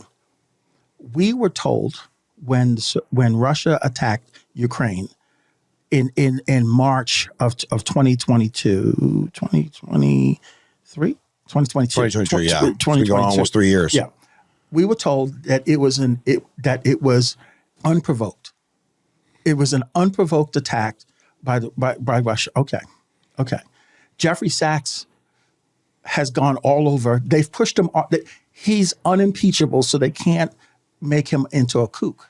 So they just take him. You can't find him on TV. Yeah, deplatform him. Okay, but he went to Cambridge University. He went to Oxford University and gave these speeches. He's talking to podcasters and stuff like that to tell people the actual story of how long, like, the whole war in Ukraine is all about NATO expansion. Some of us have heard about this, but they poo-poo it. Yeah, Kamala said some really dumb shit about letting Ukraine into NATO, and then 2 months later, Russia's invading Ukraine. The thing about it is, we've been talking about, George W. Bush in February of 2008 publicly announced at the NATO summit in 2008 NATO's intention to expand to include Ukraine. And Putin, who was running Russia then too, right, sent a secret communique through the U.S. ambassador to Russia that's famously titled "Niet means Niet." No means no. WikiLeaks actually leaked it, and that's how we know about it. What he said was the entire political class of Russia views NATO expansion to Ukraine, sharing a 2,000-kilometer border with Russia, in a context where NATO is putting nuclear weapons in forward position, like we have them in Poland, Romania, Turkey. Okay. The idea that we would expand NATO to Ukraine and then put nuclear missiles there, that this is their absolute red line and that they will go to nuclear war over this. That's 2008. Okay. Okay. Then in February of 2014, under Obama, right, his assistant secretary of state, right, I will think of her name. It'll come to me in a second. She's caught on tape by the Russians. It's on YouTube right now. It's undeniable. Talking to the U.S. ambassador to Ukraine about how we have financed the violent overthrow of the democratically elected NATO-neutral Ukrainian government president in 2014, and that we are going to install these specific people. Then later on that month, that's exactly what happened, and we installed those specific people. And then the people we installed proceeded to start slaughtering ethnically Russian Ukrainians in the Donbass area, which caused Russia then to come in and defend them. Okay, they settled. This is when they took a little bit of land into Crimea. Into Crimea, Yeah. exactly. Then they negotiated a peace settlement. And this peace settlement was designed not to claim these areas where ethnically Russian Ukrainians live, to make them part of Russia, but to keep them in Ukraine, but to give them protections. So that, because what Ukraine was trying to do is saying it was illegal to speak Russian, it was illegal to be an Eastern Orthodox, to practice the religion of the Eastern Orthodox Church was a wing of the Catholicism, but it's Russian and stuff like that. All that was becoming illegal by the people we installed in there. They wind up killing 15,000 ethnically Russian Ukrainians in the process as they were trying to ethnically cleanse the area. Russia stopped it. They negotiated an agreement that they would protect those people and keep the integrity of Ukraine. Okay, the Germans, the French, and the Poles sponsored the agreement. The United Nations Security Council approved the agreement, which means that America approved it. Then we turned around and told the Ukrainians they didn't have to do it. So they didn't do it. And then we started building bases secretly in Ukraine that the Russians can see. The New York Times put this on the front page last year. Okay. So as we were building military bases and we were not doing the agreement that had settled the conflict, we were expanding NATO into Ukraine. And so this is when the Russians put their military on the Ukrainian border. And in December of 2021, they contacted NATO and they said, we want to meet on the Ukrainian security question to see if we can come together. Jeffrey Sachs tells all of this, right? We want to meet to decide the security question of Ukraine with NATO. And NATO responds, the NATO leader has publicly said this. NATO responded to Russia that it is not your business. NATO expansion is not your business. We will not explain where we expand to anyone. Now, if you think that it's not in their national security interest if a country that's going to put nuclear weapons on their border, go back to the Cuban Missile Crisis. Yeah. When the roles were reversed and the Soviet Union was putting missiles 30 minutes out of Miami, right? Okay. We brought the world to almost the edge of nuclear war because of that, right? Because it threatened our national security. So now the roles are reversed. But instead, we told them, it's not your business. We told them it's not your business that we're going to put nuclear weapons on your border, right? We're going to do it. And you're going to like it. So then, of course, what did he do? He attacked them. So this is the very opposite of unprovoked. Yeah. But how many times have you heard that from our government? 2 years ago, when I saw everybody changing their Facebook profile to Ukraine, I was like, I was uneducated about it. So read a couple books, read a bunch of Wikipedia pages. I'm there's probably more here than we think. And I'm like, I'm not going to be a blatant write check, send soldiers, go to Ukraine, get into tactical nuclear weapons, because apparently those are better. With Russia, like, this is just crazy.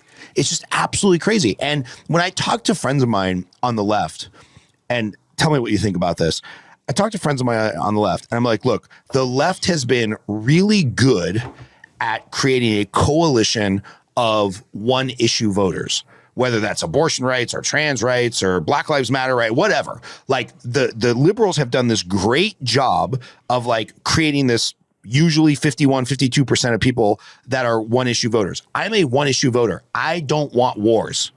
And under Trump, we have proof of life that there's no wars, whether it's because they feared him or respected him or he understood the geopolitical games. Russia takes prop space in Ukraine, takes territory in Ukraine under Obama, under Biden, not under Trump. Israel, not attacked under Trump. Iran scared shitless and managed financially so that they're not basically starting all these proxy wars. It's like, why am I not allowed to be a one issue voter and you're allowed to be a one issue voter? Like it doesn't make any sense to me. It pisses me off. I just don't want any wars. If he rounds out the margins in the economy, tariff makes inflations go down, or this cutting government spending makes inflation go down, some politicians are going to fuck that up anyway. But if Trump can stop us from getting into World War III, that's all I care about. I'm a one issue voter and people cannot accept that. No, I hear you. Well, he's committed. It's on these issues that he agreed to in August. That's what I'm saying. There was a shift. This is not the same campaign that Trump ran in 2020. Trump is a pro-business, free trade, wheel and dealer kind of guy. I'll meet with anyone and we'll cut the deal type of person. Okay. But the thing about it is, he's not a policy wonk. I'm going to have Chris go get my little tin of tobacco because I'm running out of nicotine.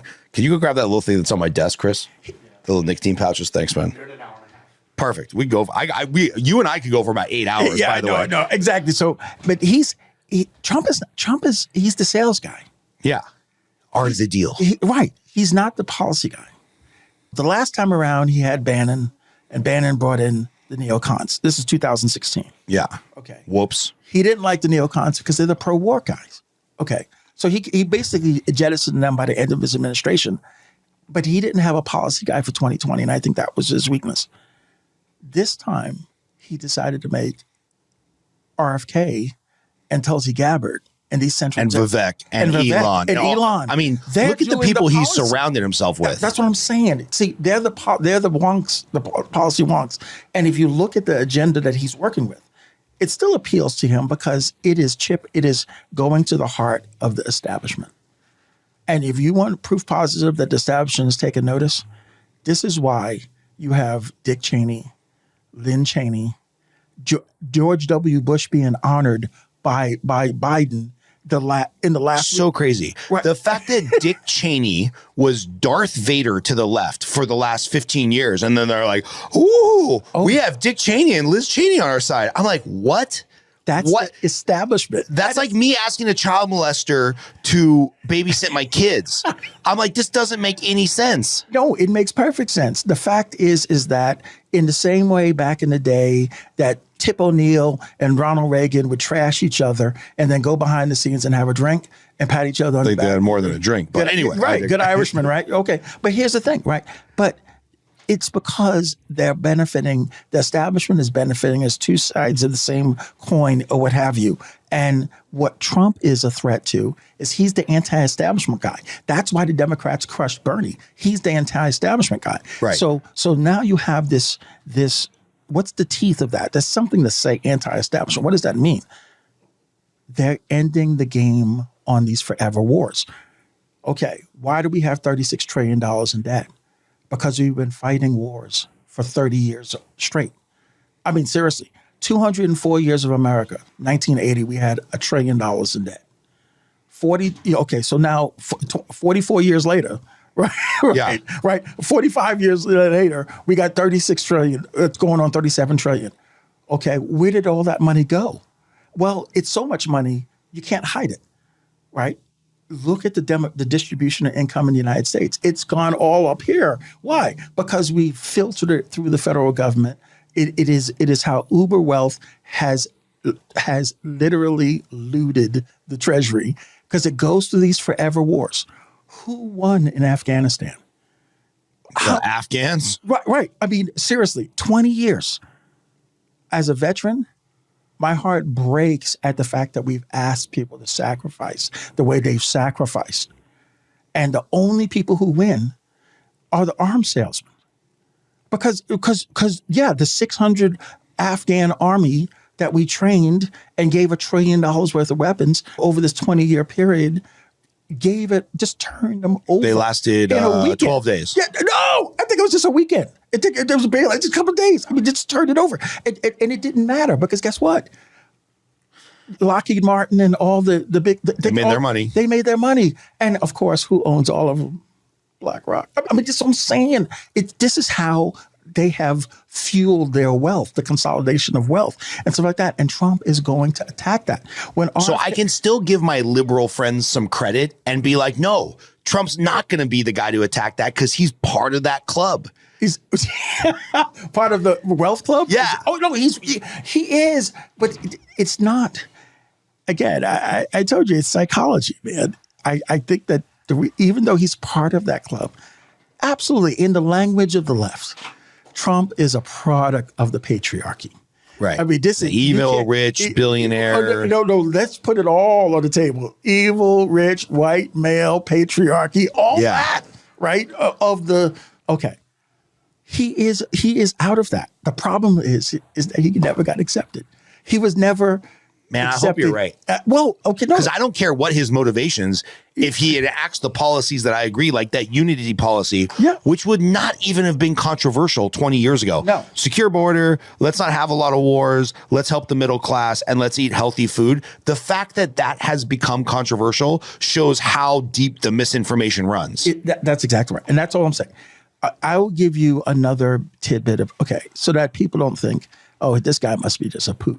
No, but wait, just before I forget, we have to get to you as why the hell does this turn you into a climate and sustainability consultant? But anyway, we'll get to that in a minute. Yeah. So last tidbit here. Yeah, the last tidbit. Okay. So it's what drives me. See, I found out back in the 90s, in the 2000s, when I used to geek about this stuff, I used to watch C-SPAN. And I would watch the actual debates. Because you needed to go to sleep or what? Exactly. But I was, that's another story. I always know when I'm talking to a lawyer or a policy wonk, and I know you're a lawyer, and we didn't bring that up at the beginning. You have your law degree because you don't want to trade on your credentials, but you did go to law school at a prestigious school, and we should at least mention that. But anybody who ever tells me that they watch C-SPAN, I know for sure they're either a lawyer or a serious political science policy wonk. But okay. Because C-SPAN is boring. They need to pump that coverage up. They need to get some WWF stuff in there, guys commentating in between the debates. But anyway, go for it. Let me just say, if you are in a marriage and you're happy and y'all been married for 10, 15 years, and then you find that you catch your wife in a huge lie, just a profound lie, the kind of lie that says, okay, what about this situation do I know is true? And the more you dig, the more you realize that, oh my God, there's a whole separate family here. Yeah. And it's been going on since we got married. 15 years over there, 15 years over here. Okay, well, this is what would drive someone to watch C-SPAN. Because basically, if you watch what I started to see in terms of the propaganda, how we're propagandized, right, is that they will decide things. And they will talk about it and argue because they are saying, we're not going to watch that. It's boring as hell. It's right. And then they'll turn around after they do what they do, and they'll tell us another story. Yeah. They'll tell us a whole different story. Like I said, to tell us that there are WMDs in Iraq. I fell for that one, hook, line, and sinker. To tell us that the attack in Ukraine was unprovoked. I don't give a shit about Putin. I'm not. This is about truth. So you're pro-Russia? Right. Oh, so you're anti-America? So you wanted Drago to win, not Rocky? I served my country. I love America and stuff like that. I can't stand being lied to, and they're lying to us, right? And the only defense, whether you're talking about doing a business, or you're talking about who you vote for, or you're talking about the future for your children, you got to know the truth.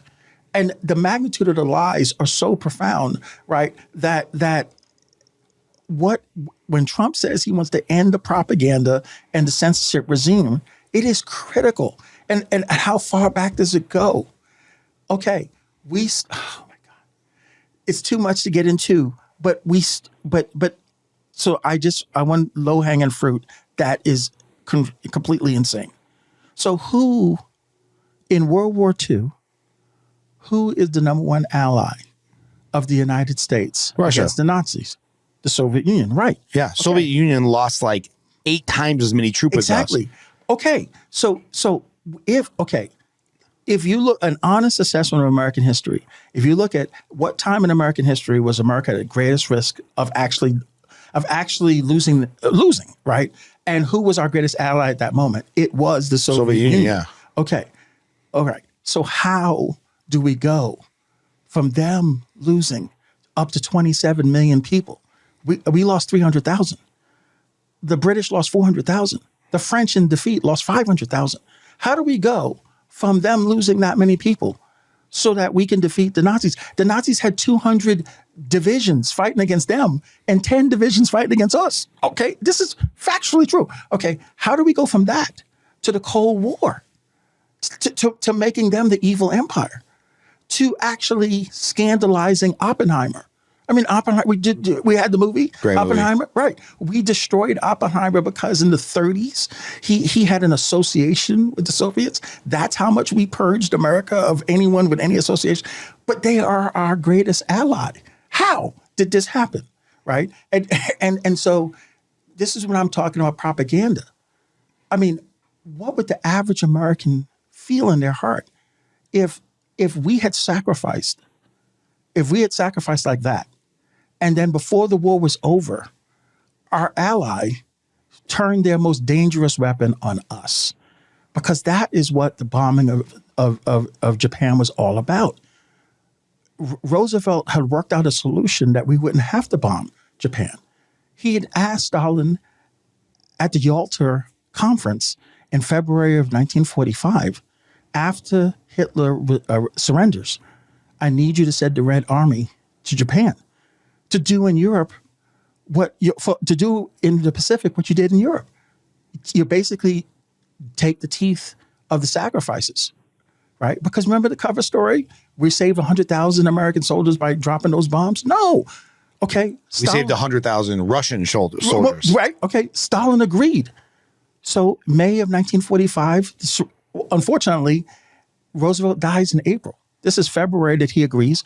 Roosevelt dies in April. Harry Truman, who the Democrats rigged the conference. So it's another story. I write about it in my book. Okay, they get Harry Truman selected as his vice president for his 4th term, knowing that Roosevelt was gravely ill. Right? They knock out his previous vice president, who agreed with Roosevelt in terms of the post-war world, which was not to make the Soviet Union an enemy, because they again, we don't win probably what they do. Yeah. Okay. Everybody in the world speaking German if Russia doesn't fight Germany. Right. I mean, okay. So, okay.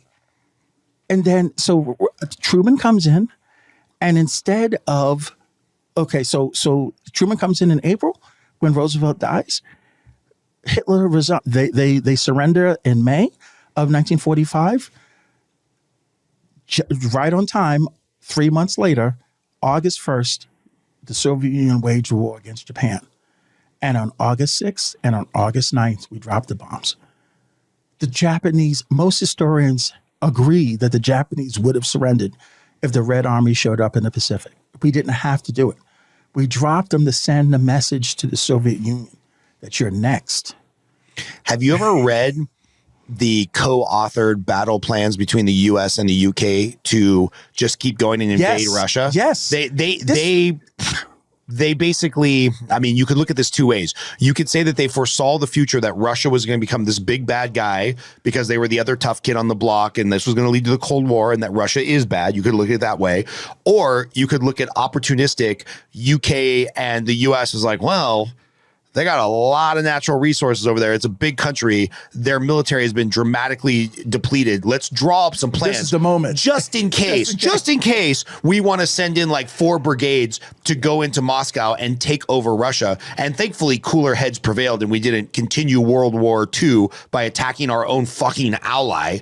But the plans were drawn up. Plans were drawn up. No, it's a problem. All I'm saying is, I would bet 99 out of 100 Americans don't know that. And that's what I mean. Because of the propaganda we're told. Look, the truth is the truth. And it's and we find the truth in our lives by checking it. And the con artists, The only reason the con works is you believe what they said. You didn't verify. You didn't triangulate. We keep on believing what these people say when the slightest thing, the slightest check would show that they're lying. And it's been going on a long time. What's the threat? You got to have an enemy to feed the beast of the military industrial complex. They were going to be the enemy. So they help us vanquish the Nazi enemy. And now we can militarize. We can take over the world. We could be the hegemon and stuff like that, and put military bases and sell arms around the world and drive economics through at the point of a sword and stuff like that. That's when you mention what happened in Iran in the 50s that led to the Shah, this is what this is. This is all over the world, right? This is economics. This is what Eisenhower was warning us about, right? And so there's an economic motivation, there's a profit margin motivation, there's a rigged non-free market motivation behind that. And you don't, anyone who's going to be the benefactor of that, it's much easier to be a billionaire that way than actually innovating something. Tip your hat to the innovators. Brother Elon, he innovates. Tip your hat to the innovators. I'm not begrudging them, but I am begrudging the fact that you have a whole class of billionaires that come out of rigging the system and on the backs of our fighting military, on the backs of people all over the world who had to die unnecessarily for conflicts that we manufactured in order to make some cash, right? And so what Trump is saying here about ending the forever wars, what he's saying here about making America healthy again, is that the rigged ways that uber wealth is making their money by keeping us sick, by cheap food, horrible processed food, right? And these are the best brands you know. And they all are horrible for your health, right? And they're all endorsed by FDAs and nutritional standards and all this. It's all the rig. That's not free market. Free market is good information and best information, and winners win because they're better and losers lose because they suck, right? No, this is the suckiest people imaginable getting to win the game because they are writing the rules. And what Trump is talking about in his unity agenda is challenging that. Now, most people don't understand most of it. What they do understand is that they don't believe the establishment anymore. Yeah. Lynn Cheney couldn't win she couldn't be the postmaster general of Wyoming somewhere. No.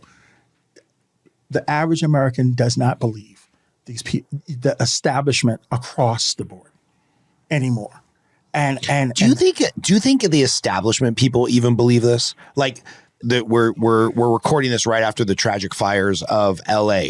Do you really think Karen Bass thinks the best thing for her city is that our fire chief's number one priority is bringing in more little people, African Americans and LGBTQ? Like, do you think they really believe this shit, or do you think it's just like, have they been brainwashed for the outcome, or do you think they've been brainwashed to where, like, yes, the fire department definitely needs less 6'3" strong, strapping men who are 240 pounds and can carry them out of a building, and we need more lesbians. We need more 140 pound lesbian firefighters, because that's what the community needs. Do you think they really believe this shit, or do you think it's just their donors?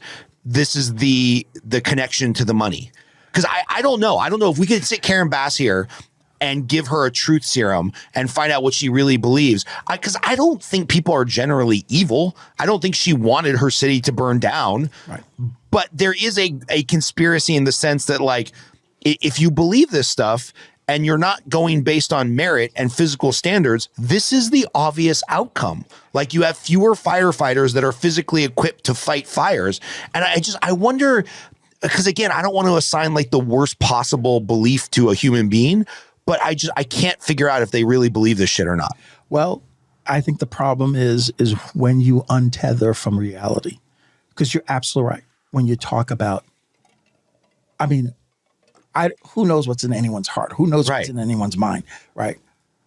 But the ideology is not tethered to reality. I mean, as in in our actual lives, with the people you actually meet. And they've been allowed to live in that space. And they've been allowed to prosper in that space, totally untethered from reality, right? And within their sense of reality, it makes perfect sense. Of course that makes sense. Yeah. Right. But the idea, and so what am I talking about?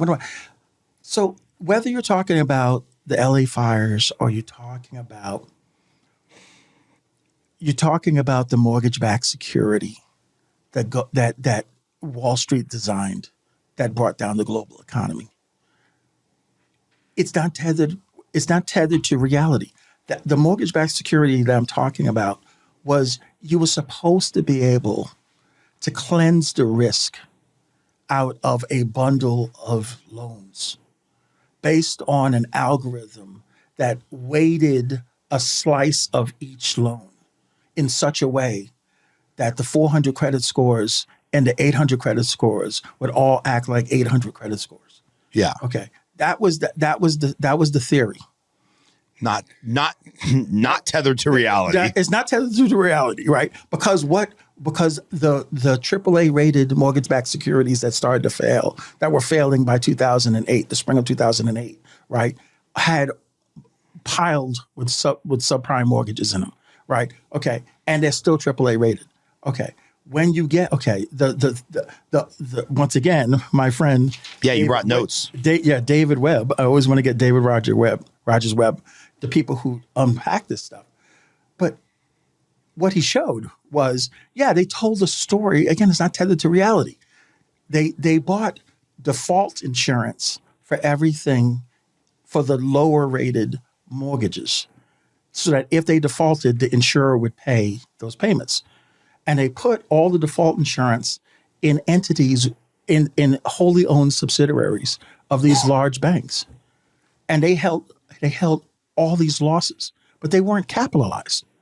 And so when the bailouts came after the Great Recession, that's where those things were covered. Yeah. My point being is that if you can, we were making stories that are not tethered with reality, that credible people were buying into, and everyone was getting paid. That's what happened there. And when you are allowed to function and succeed, when it's not based on adding value, it's not based on in the real world doing something, but you just created something that actually it's theoretical, but it has no practical application. You can get caught up and actually believe that stuff is real. Why? Because you're making money. You're the Money's real. You're the mayor of Los Angeles on the basis of these beliefs that if you had to survive on those things, you wouldn't last long, right? Okay, that's the danger of untethering from reality. And so we have so much of what is passed for success, right, is people in a preferred position. A preferred class was created. A piece of legislation was written on the sly and stuff like that. And now you have a new billionaire, or you have a new billionaire class, or now you have a new ideology that allows. And so that's what I mean. But most people, the electorate living in the real world, is saying, I don't believe that. Yeah. But here's the problem with Trump being the messenger, right? Because if I'm trying to steel man the argument for my liberal friends, like I said, of which I have many of them are very intelligent. If I'm trying to steel man the argument of my liberal friends, they're like, well, hey, everything that you just said, Kevin, makes a ton of sense, except for the fact that Trump's also not tethered to reality, because one of his pillars of the unity is make America healthy again. And the only thing he serves on Air Force One is McDonald's. So it's like, it makes no intellectual sense of like, how is this going to be our messenger for health when he's trying to talk RFK into eating McDonald's? Like, I can understand why my Democrat friends are like, you're just as untethered from reality as I am. No, well, okay. When you turn on the TV and you watch a commercial, do you believe them? Do you take them for their word? Yeah. You do. You say, no, I don't believe them, except for tobacco pouches. I believe them. This is the best glass in the whole world. Right. Okay, right. That's Trump. You can't judge a marketing person, a salesperson who's constantly selling. It's constantly art of the deal. You can't judge him by what he says. You got to judge him by what he does. Right. And which is counterintuitive to the liberal way of thinking of things, of like, liberals don't judge policies or spending bills or belief systems on the outcome. They believe it on the intention. That's why they keep spending billions of dollars on homelessness in California. Yeah. The homeless rate is going up and they can't build a shelter for less than $800,000. And I get it, because they're good intentioned people, but they're not looking at the outcome. And what you're saying is you have to judge Trump on the outcome, and his intentions or his delivery is far, far 1B to the 1A of the delivery of the policy. It's totally about this. It's the jingle that somehow got in your head, and you don't know why you're singing it. Yeah. Dun, dun, dun, dun, I'm loving it, right? You don't know why you're singing it. Okay, that's Trump, right? The substance and the integrity comes from who's behind the policy. So Make America Healthy Again, that's RFK Jr. Yeah. That's Casey and Callie Means. They've been doing this thing for 10 years. RFK has been fighting corporations for 40 years. I'm just merely saying and if you look at him and look at his life. Yeah, dude's in amazing shape. Right, that's what I'm saying. Okay, that's what because that's the policy, the content of the policy. If you look at Tulsi Gabbard and you look at the end of forever wars, this is a person who understands war, who served, who understands how horrible it is and that you don't put people in that position. Yeah, she worked in an infirmary, like bringing in soldiers that got their legs blown off. If anybody wants to stop war, it's her. It's all right. So they okay. And so when she's talking about end of the forever wars, or not for no reason, not to be a pacifist, but this note where we're fighting wars not because it's defending the national security interests of the country. Yeah. We're fighting wars for cash. For a select few. I mean, it's not even the soldiers get the benefit of it. It'd be one thing if the soldiers eat. Okay, that'd be the soldiers were getting $250,000. It's like, all right. Well, then they're Pinkertons, right? But no, they're not even that. They're getting crumbs and getting slaughtered, and their lives are being destroyed.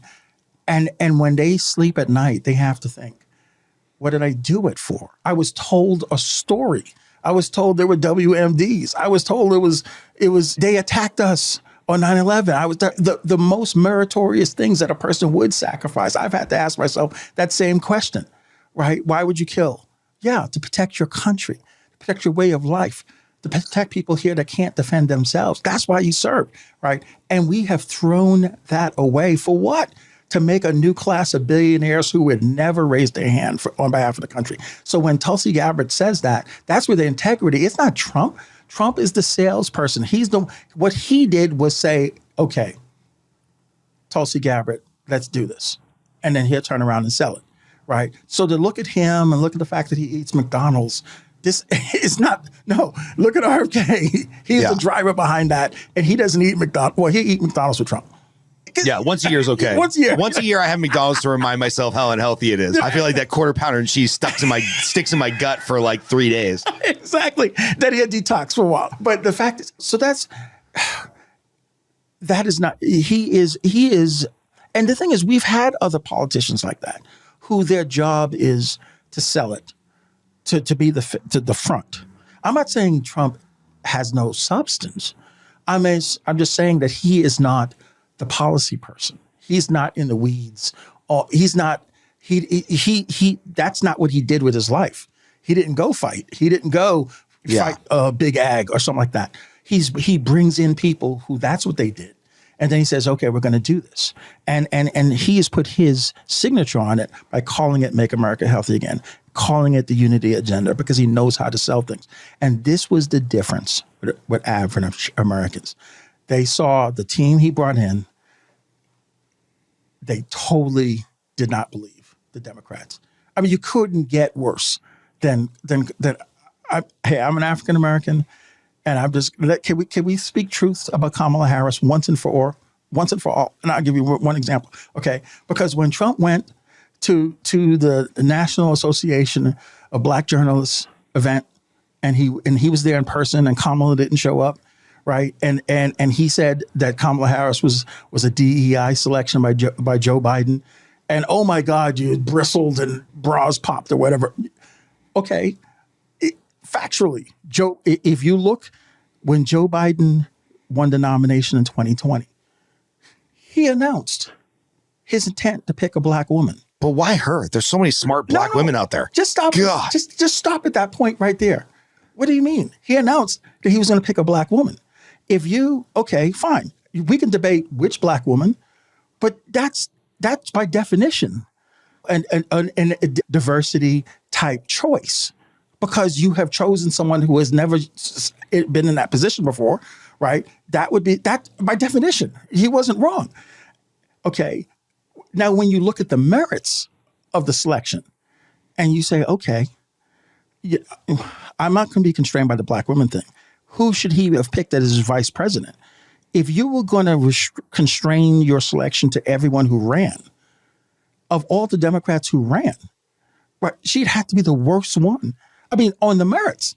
I mean, Tulsi Gabbard destroyed her at the second debate. Yeah. She never made it to Iowa. And there were other women. If you wanted a woman, for example, Klobuchar, super intelligent. Yeah, super intelligent, was popular, comes from the legal background, an attorney general and stuff like that. Right. Okay. And is actually not an empty suit. I mean, come on. Kamala was the attorney general of California. California probably argues more cases before the Supreme Court because they stretch federal law. They've done it in safety.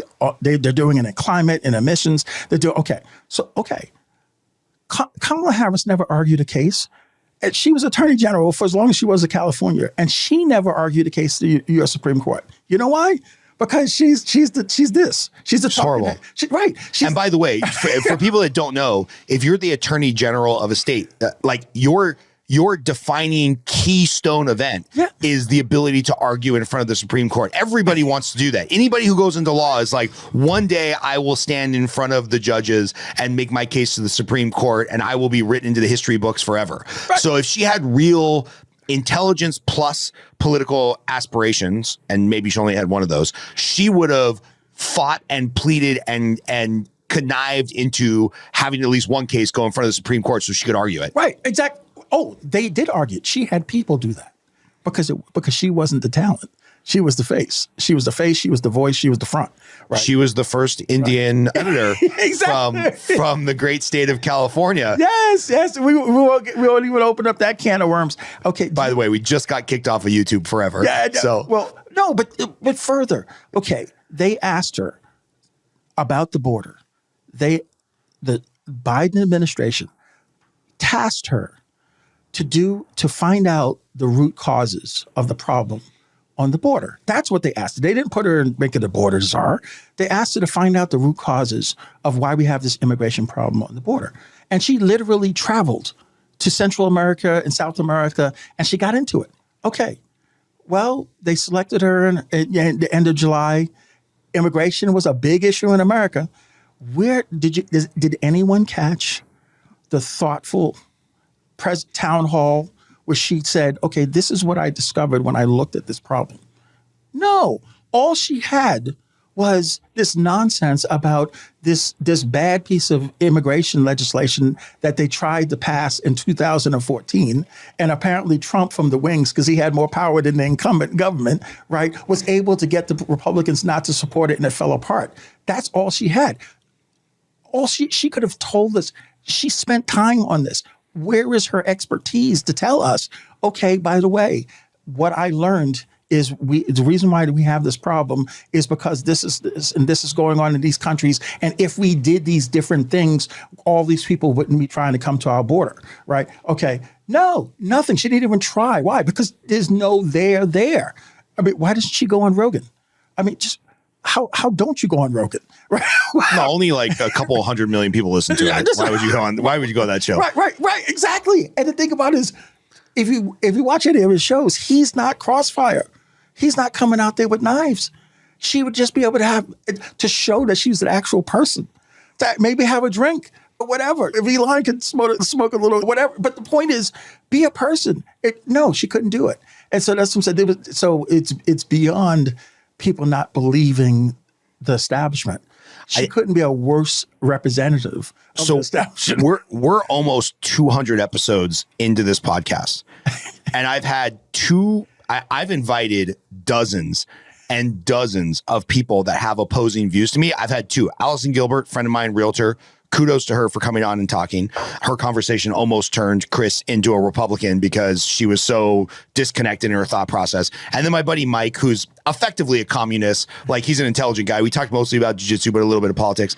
I think the reason Kamala can't go on Joe Rogan, Sarah. Who's Sarah? Sarah Skelton. Oh, yeah, we had her on, but she's a Canadian. She doesn't count. I love you, Sarah, just in case you're watching. So I think the reason Kamala couldn't go on Joe Rogan, or why I cannot get a progressive friend to come on here and talk about policy, is because there's not like a first principle thought process because of what you said. It's not tethered to reality, right? Like I can think of, I'm super pro Second Amendment because I do believe that if America doesn't possess a lot of guns during COVID, you basically get put into an internment camp if you don't take the vaccine. That's my true belief. And so when I talk to liberals and they're like, well, you're going to fight against the government. I'm like, it doesn't matter whether I'm going to fight against the government. Do you think the government is somewhat evil and the greatest repository of like violence and power? And they're like, yeah, of course. I'm like, well, then why wouldn't you want to have a gun? But they can't think through like the first principles because through the propaganda, they've been told this is what you're supposed to believe. And they can't articulate why they have that belief other than Rachel Maddow told them so. And I can't get any progressives to come on the podcast to talk. Well, okay. And that's why I like Destiny, this podcaster, because he is a progressive who will talk to anybody. So I like that. Anyway, we don't have to just spend the rest of the podcast shitting on progressives. But I have to ask you, why do you get into climate and sustainability, and how does that support the greater mission of like helping people get business financing and be able to live the free market American dream as you and I perceive it to be? I appreciate it. I appreciate you asking the question because, I there used to be a thing called Western conservatism, which was like you loved nature, you loved don't fence me in. You're more libertarianism. Yeah, you know? This is like the Teddy Roosevelt thing. Yeah, right. And I definitely have a strand of that in terms of being in touch with nature and the environment or what have you. And I can appreciate that these things can work. I'm an absolutist, so it's not like anti-development or anti-nature. But I am an analyst. And part of my focus is once you find out you've been lied to, you start getting to the data to find out what is true. And so when people start talking about climate as a thing, it started becoming political. And so I wanted to, how do you get the information in a context where people have interests and they're going to tell their story from the interests? Right. Okay. So I did the research, and there's an organization called the Intergovernmental Panel on Climate Change. And they were started in 1988 as a part of the United Nations. There was a previous organization, but then they were formalized as a part of the United Nations. And these are just global scientists. Our NOAA scientists and Department of Energy scientists participate. These are global scientists from 195 nations.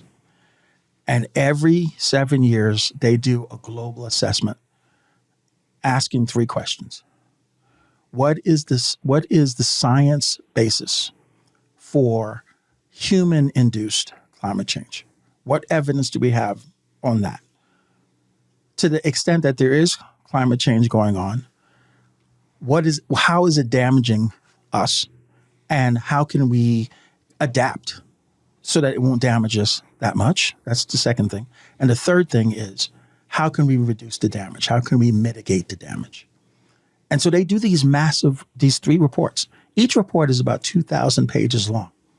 And it's because it's a meta-analysis of all the research within the last 7 years around the globe on these subjects. And they distill it down because they know no one's reading 6,000 pages. No one's reading that. Right. They distill it down to something called a summary for policymakers, which is 40 pages long.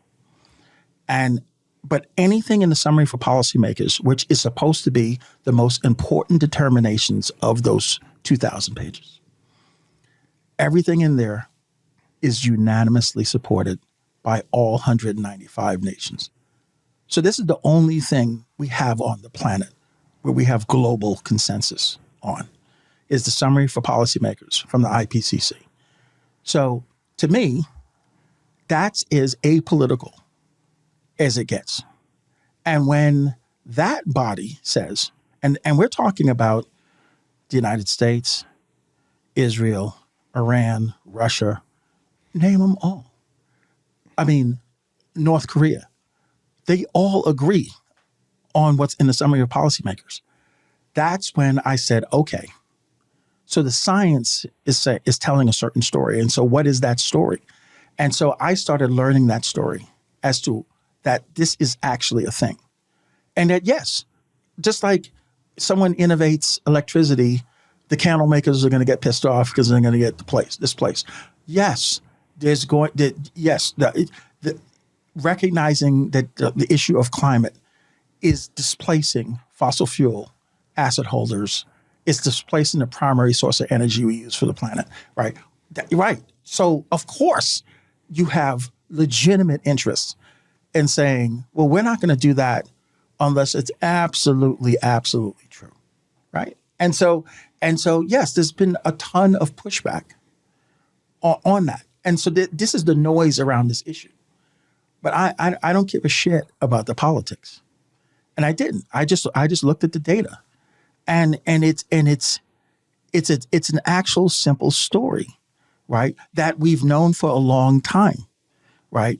And so it was important enough, and I was in banking, and I was working for a large bank. Let's say it's the fifth largest bank in the country. A large bank. And it's become important enough for the for the banking industry to consider climate as a vertical one risk, just like credit, just like liquidity, right? But it's an externality. It's not a financial factor or a metric. It's not an economic metric, but the entire economy functions within the context of the ecology. I mean, we have to have air for the free market to work, right? And to drill it down, you can't insure a house that's sitting in a brush fire zone or or tornado alley and if you can't insure, you can't finance, and then you don't have value, on and on. Okay, so it was the data that I found to be hyperbolic. It was the data that Please don't tell me the IPCC is now politicized. Is that No, it's not. The IPCC, once again, it's beyond politics when people who don't agree about anything. Yeah. If Iran and Israel scientists are saying the same thing. They say the same thing. Okay. That's all I'm just saying. I'm on board. I'm not 195 member nations are saying that if we do not reduce greenhouse gas emissions by 40% by 2030, we need to do that to give us a 50% chance to avoid the worst catastrophic impact. And they're talking about a particular impact. The concern is the Greenland ice cap. The Greenland ice cap is melting. If it gets to a tipping point, we can't stop the melting. And if that melts, it will raise ocean sea level 8 meters. That would destroy the coastlines of every major country. It would change the shape of continents. Okay, it'd take 100 years to happen, but we would know it now. And this is this thing where we're risking. This is one of the things we're risking, right? Is that if the tipping point for that ice cap is exceeded, every coastal city in the world, it will be destroyed in a matter of 100 and something years. We won't survive it. But we have kids and they have kids, and what kind of world do you want to live in? Depends on the day and how my kids are treating me, by the way. Right? Oh, my God. Oh, there, we opened that can of worms. So I know this is sobering, but all 195 member nations say this. And so this is why in the Inflation Reduction Act, the Department of Energy is saying that legislation is going to seed innovation that could put America on track to reduce its greenhouse gas emissions by 40% by 2030. They're just listening to the scientists, right? In an American context, it is politicized, but the data could care less. The data is not conservative or liberal, progressive or libertarian. It literally is chemistry. I mean, when you burn fossil fuels, the gas accumulates in the atmosphere and it absorbs sunlight that reflects off the surface and normally would just go back out of the atmosphere. But it holds it in and it's warming the planet like insulation in our houses. The average person can actually understand what's happening. And we know the rate, how much of that gas warms the planet, at what rate. And that rate is accelerating because other things are happening, because the planet is warming, that are causing it to warm even faster. And we're actually, the data is factual. It's just the truth. And so once I started seeing that, I said, okay, I have to help capital providers see, who, knowing that they know I'm a banker, they know I understand banking, they know I am committed to providing capital, right? Okay, that this externality can smother the free market. It will smother the modern economy. I mean, we got a taste of that when supply chains broke because of COVID. We got a taste of that. Okay, well, if you look at where our natural resources come from, some of those places are becoming unlivable because of the temperature, because of severe weather events. We're going to get to a point where we're not going to be able to extract what we need, where we need it, or how we need it in order to produce the stuff that makes the economy work. Yeah, if the sea level goes up 8 meters, maybe the Panama Canal doesn't work, right? Well, Port of Long Beach is gone. Like, I mean, it's just a complete. I don't know complete how far redesign. in we go. I don't know complete redesign of the supply chain. Is Idaho the coast now? I mean, no, seriously, but 8 meters, 24 feet. I mean, this is what I mean. It's catastrophic. All of Florida might get covered over. I mean, you know what I'm saying? That's the level. It sounds hyperbolic. Yeah, it sounds alarmist. It sounds alarmist. And then you see that TikTok video of like the coast of Florida has stayed the exact same since the 80s when they started talking about this. And you can understand why deniers or people that are skeptical are like, yeah, whatever. In the 70s, it was acid rain. In the 80s, it was global cool. I got that backwards. In the 70s, it was global cooling. In the 80s, it was acid rain. And now, come on, man, you're just full of shit. Well, I can tell you this much. I was 25-year banker by the time I made the shift. It is not, it is the data. And all you have to do, again, how do you unpoliticize something that you have industries arguing against each other because of the effect that this reality would have on them? That's their motivation. There's nothing wrong with that. But, you know, I do think, I will say this for those who are advocating on behalf of climate, right, that it's insane to vilify the fossil fuel industry. It's just insane. It's the height of hypocrisy. We do not have to vilify fossil fuels. And I don't, as a climate guy, I don't oppose Trump's drill baby drill. No credible assessment of how we would transition out of fossil fuels has us transitioning any earlier than like 2040. And why? Because we have to ramp up renewable energy to replace, right? And you have to build all that shit with fossil fuels. Well, so what Trump is going to do over the next 4 years, as long as he's not talking about new exploration, we got plenty of fossil fuels for the next 60 years plus, right? And in fact, we won't get into that. We have enough. We know where enough is. That's fine. That doesn't change the needle. What changes the needle is how fast can you ramp up renewable energy? Because unless we plan on turning out the lights, we have to replace it with something. And every credible assessment I've seen that talks about 2050, net zero 2050, right? You don't start in a major way to move out of fossil fuels until the 2040s because you have to have the infrastructure for all the alternatives.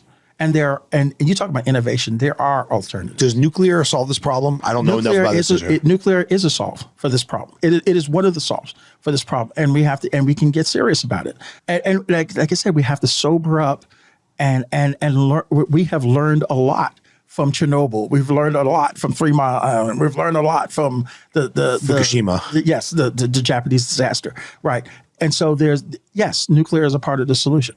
Hydrogen is a part of the solution, right? There's so much good information here and so much innovation here. The problem is that we're handling, the players are, This is not a market problem. This is a survival problem. So if you woke up in your house because you smell smoke, right, and the kids are sleeping in the house, that's not the moment for the business case of what you should do. You know what you should do. You got to get the kids and the family out of this house, right? Then you can work on, how do I stop this house from burning down, right? Okay. That's the kind of scenario we're talking about. But unfortunately, so for example, if we are going to transition out of fossil fuels, we need to be talking to the fossil fuel industry about stranded assets. Okay, you can't expect ExxonMobil to sign their own death warrant. Right. Right. You have to show them and alter the economics to convince them that you're going to survive this transition. So we have to have stranded asset compensation has to be put on the table. So people talk about the just transition and they talk about the workers as if the workers don't work for somebody, right? Right. The companies need support. They didn't do anything. Yes, some people did not share the information soon enough. Oh, that's true. Yeah. Fire them, arrest them, whatever. Right. But these organizations are not going to go down. No one does go down. They're going to continue to do what they do, and the planet will overheat. But if you can show them that they're not going to, since they didn't do anything wrong, that we all benefited from fossil fuels for the last 150 years. All right. Okay. So let's transition out. We're going to attach the incentives, the subsidies we do, which is supposed to be for new exploration, attach those subsidies to the development of alternative renewable energy. And so that those companies could participate in that transition so that they can see how they're going to survive through the transition, and that on the other side, they're going to be a participant, right? That's the way you start helping states like Oklahoma and Texas, who get so much of their economy from fossil fuels. They're never going to sign on if those industries are just going to be smothered. Right. No, but if you start saying, no, we can't have a free market. This is not a free market problem.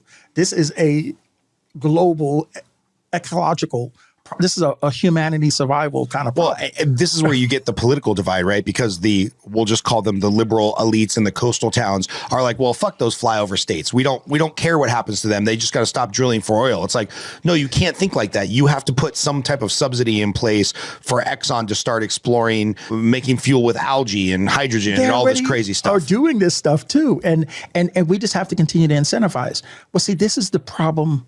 This is the problem of you unpack a certain problem. You're right. People on the coast, screw the Midwest. People on the Midwest, screw it. Okay. Yet none of us survive without each other. Yeah. I mean, my house burns down. It's pretty likely my neighbor's house is going to go next. Yeah. Well, that's all I'm saying. I mean, we all survive and thrive based on the contributions of people we will never know. We got to get past this shit of saying that what happens to the other person doesn't affect me. Actually, it does. It really does, because everything you eat, the clothes you wear, this technology we're using, the language we speak was all done by somebody else we benefit from. And if we don't start recognizing that the way we survive is this symbiotic, interdependent thing. I know now we're getting to spirituality, but it's the problem with the solution. So like my solution with the fossil fuel industry is to help them transition, right? That's not a free market solution, but it's not because I'm anti-free market. It's that the free market solution is for them to die. Just like the candlestick makers, right? Obsolescence destroys. It's like creative destruction, right? But they are not going to go down that way, which means then we won't transition in time, and we will have catastrophic impacts that will gut our capacity to have an economy.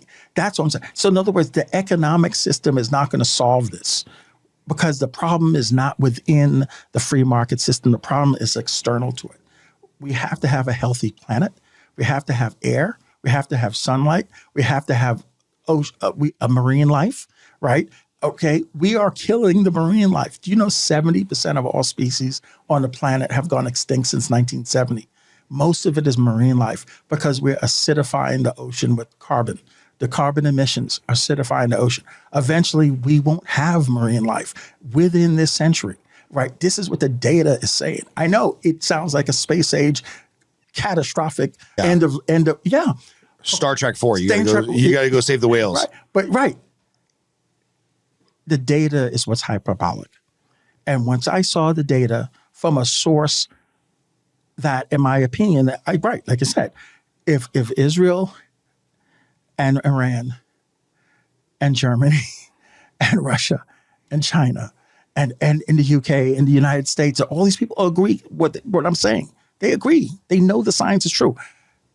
And they are doing something about it. Did you know, as a greater country as we are, China and India are cleaning our clock on renewables.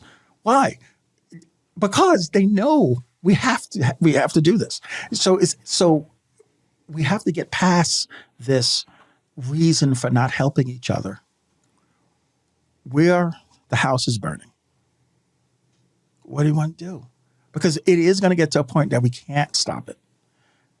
And we got 8 billion people on the planet. I mean, the data. I mean, we're going to have population loss. We're going to have major population displacement because of what's happening in different places. And I know no one wants to deal with that reality, but LA is not just a random. Lahaina is not a random. Asheville, in the mountains in North Carolina. What the hell is it doing flooding? This is not. We got Walmart we got not Walmart, Amazon warehouses in Kentucky getting destroyed by tornadoes in December and in the winter that you get in August, 100 miles east of Tornado Alley. You know what I'm saying? I mean, in other words, the level of severe extreme weather events that are happening in places that are not supposed to happen, that you can't even pre-insure for it because, well, we haven't had floods in Asheville ever. Right? Okay. But how much damage does that cause? I mean, it's this, okay, this is the evidence that's saying that this stuff is real. And we have to step out of the politics for a minute and say, how can we all get through it together? Because, right, if we let the winners and losers play it out, yes, the losers will either be, we're not going to do anything about it and the planet will continue to overheat, or the fossil fuel industry goes extinct, right? And they're not going down like I said. Do you think there's somebody on Trump's team that is uniquely positioned to help in this area? Because this is something that, is not going to be popular with his base. And it's something that I haven't heard him talk a lot about. And you look at the Dan Crenshaws of the world, who I like, but is in Texas. So obviously he's squarely in the, it's all bullshit. We can plan for it. Exxon's going to keep doing what they're doing. Is there somebody in the government that can bring a level-headed approach like this on the Republican side to have this conversation? Well, let me just focus in on Trump because I voted for him. And I believe what I'm saying. So you say, how that? Okay. He just wants to do business. His concern is the impact on the economics. Is that if we hike up the costs, well, we know we had stagflation in the 70s because 2 oil embargoes took a gallon of gas from 25 cents to over $1 in 10 years. So he's talking about drill, baby, drill to manage the costs of fossil fuels in a context where there's a lot of pressure for those costs to be elevated artificially. He's just trying to do business. So I think, but even though he's trying to do, so that's his motivation. And yes, you can't. He's in my opinion, he doesn't care about the data. Right. He's trying to do business. So I look at his situation and I see, again, it's 4 years. He's only pushing to drill the oil that we know and have reasonable prices so that we can do business. That doesn't change the equation on whether we can fight climate. And people who support the environment and climate need to own up to that reality. what we do over the next 4 years in terms of how much we drill, if we're not talking about new exploration, is already baked in the goods in terms of the transition out of fossil fuels. So yes, Mr. President, if you can help the economy, if you can help costs, if we can do some business, fine, as long as you don't gut the seed money from the Inflation Reduction Act, which is going to seed innovation for alternative fuels, so that we can come up with and this is private sector, public matching funds, right? Innovation.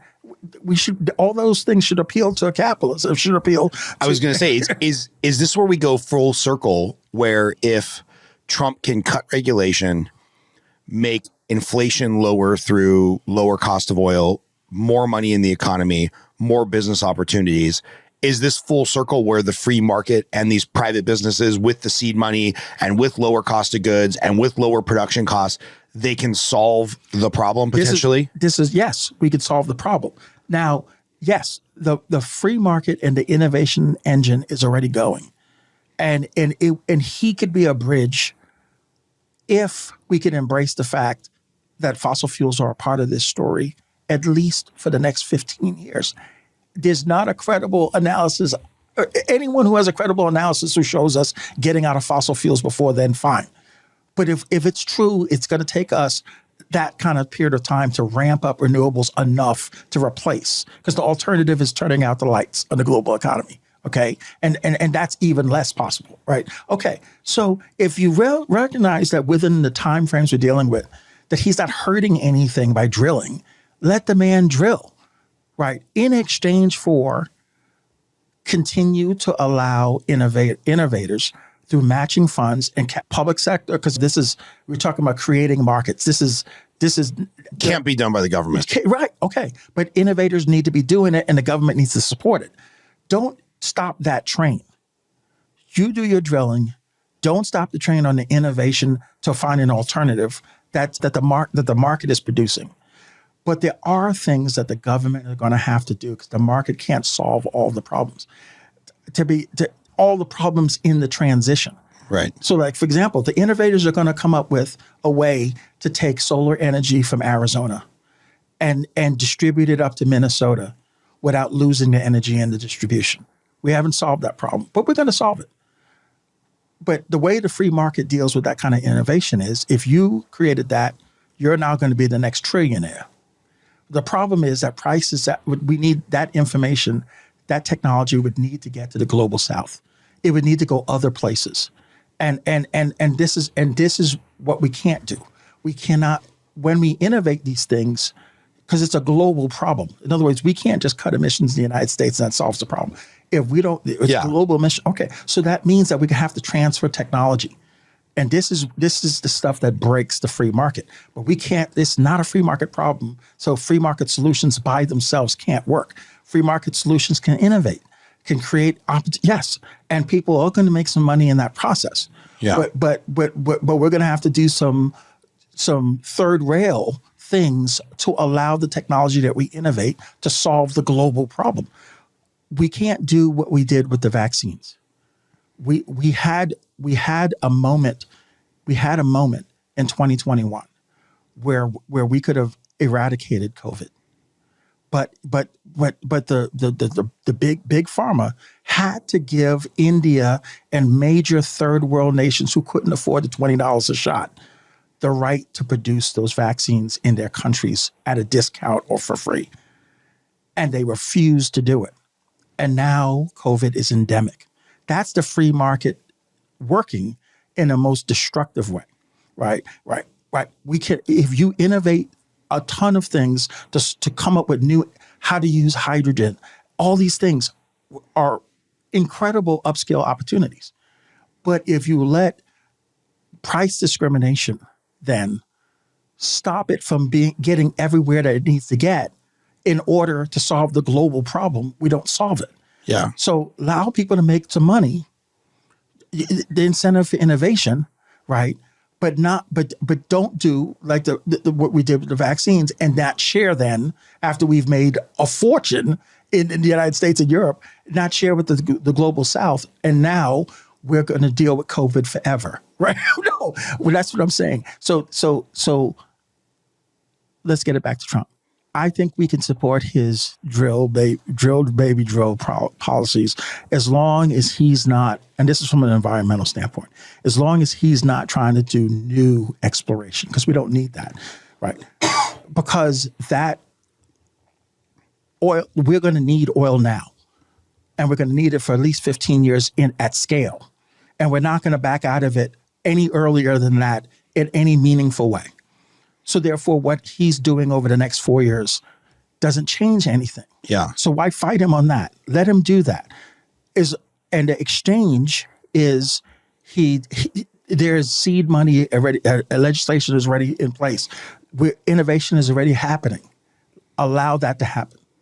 And what you'll have over these 4 years is a burst of innovation and renewables of all types and solving these energy distribution problems, right? And you will have, maybe you'll have a competitive oil price as the global oil market seems to be splitting in half, with Russia now selling to China and India and the United States being a major supplier to Europe, right? Okay, fine. And to me, that keeps the trains moving. But we still don't get all the way there until we come up with the same kind of intervention that we did in bailing out Wall Street, the same kind of innovation we did in giving $4 trillion to big, large corporations with COVID and stuff like that. We got to help the fossil fuel industry transition. If we help them transition, they have the scientists, they have the expertise. If they can see how they survive, then the states in which they operate will be participant, and they will be a part of the solution. We're not going to win the fight. Yeah. Because what Russia has proved, you could, as long as there's a buyer for fossil fuels, I don't care what your sanctions say.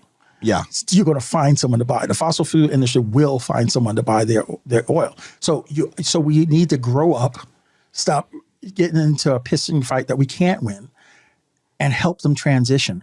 The free market can't solve this problem. The free market solve is for them to be obsolete, right? Yeah. And then it's not going down that way. Well, I think we kind of have an interesting model for this, which, of course, once he started talking about conservative talking points, liberals turned on Musk. But we have an example where the government gave Solyndra, I think it was Solyndra, his solar company, and Tesla, a huge government subsidy to build the product, right? Elon got insanely wealthy by building the best car. I have a Tesla. I love that. We will always have a Tesla in our family, probably. But the battery technology, he open source, and he didn't get a patent on that, right? So he's like, my gift back to the world is the government helped me build this company. I'm going to not have a patent on the battery system. So if anybody wants to rip off my battery system and make better batteries and innovate from here, go for it. I'm just going to keep the data of the self-driving car so that I can sell a more expensive, amazing self-driving car. So we kind of have a model which happens to have fueled the free market, the richest man in the world. I now have a better car, and now there's better battery technology out there. There is a model for this to work. Right. It can't. Right. And that's what I mean. We need to be creative in this way. Right. But the idea, again, at the heart of the free market is the notion of competition. And competition is about winners and losers, right? So if we're both going for it, if I get the deal, that means you didn't get the deal, right? That is, how do I say this? We cannot be, that is not going to solve the problem, because the losers can cause us all to lose. So how do you? So therefore, yes. Whether you Elon was a model. That's slander is another story. Competition. China destroyed slander. Right. Okay. But as it relates to how we move forward, I absolutely think Trump is not out of line in terms of what he wants to do over the next 4 years in drilling, as long as he's talking about existing deposits and lowering the price and making the availability of fossil fuels to support the economy during this next 4 years. The deal is to support that in exchange. for what is being innovated in the marketplace. There is the upside. Well, let's put it this way: the transmission out of fossil fuels is estimated to be minimum $131 trillion. $131 trillion. Lost to the existing. No, Oh. the cost. The cost. But see, The that cost to build the new infrastructure Yes. and the solar and the relays that get the power, like you said, from Arizona and Minnesota. Yes, to innovate the whole 9 yards. But that cost is also the economic opportunity. That cost is innovators getting paid. That cost is business, new industries forming. And that's what I'm saying. It is the greatest economic opportunity in I think in history, right? If it's done in a way that people who have tremendous assets now don't get destroyed. If they're going to get destroyed, they're going to fight. They're going to resist. This is what we have, and we're not going to get anywhere. We can't. It cannot be anyone who jumps on that train to get out of fossil fuels. They win, and people on this other train that built the modern economy, they lose. We have to. This is one where we're going to have to hug it out and say, how do we transition the fossil fuel industry? And we can do it. We can do it, and we should do it. Because again, we don't have the country we all love. We don't have the modern economy that gave us everything we have without fossil fuels. So outside of the fact that some people held information and resisted and lied and bullshit and do what they do, whatever, we have all benefited from fossil fuels.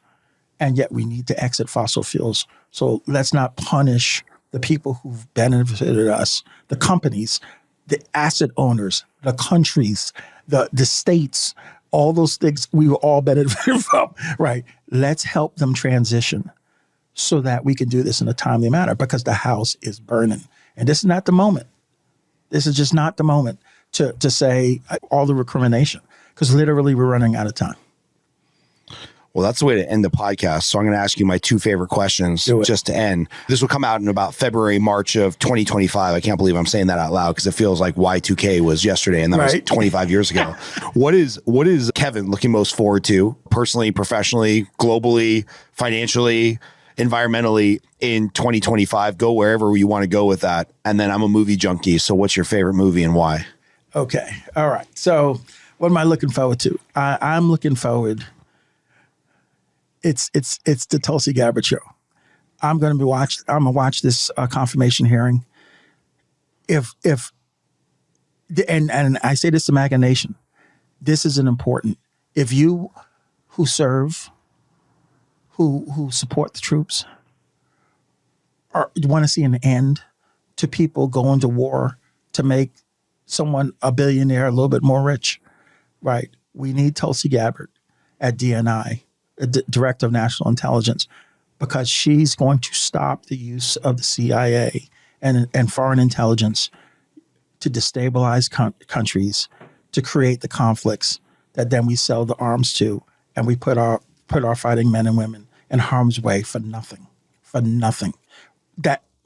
terms of them, in terms of their families, in terms of our country, just for these few people, she's critically important. It's not the Secretary of Defense. I have nothing against Hegseth and stuff like that. No, it is Tulsi Gabbard. So that's my thing this year. I'm going to be focusing on that, put every bit of energy to make sure that she gets that nomination, because that's why he picked her to do that, to end the forever wars. And it's through the intelligence agency that we do that. Now, favorite movies. So favorite movie of all time? Yeah. Oh, man, that. And I love movies. Oh, man. Favorite movie. Oh, man. Okay. That's just an impossible question. So I'm going to say, because it's just too many of them, but there is something. I'm a Tarantino guy. So one of my favorite movies of all time, but it's certainly there, and it's an obvious one, everyone has heard of it, is Pulp Fiction. And it is, the thing about Tarantino is what he reveals about human nature when you put people in severe circumstance. Two guys who hate each other because like the boxing scene where he's supposed to throw the fight and then he doesn't throw the fight, right? And and because he's not going to throw the fight, he makes the money on the bet.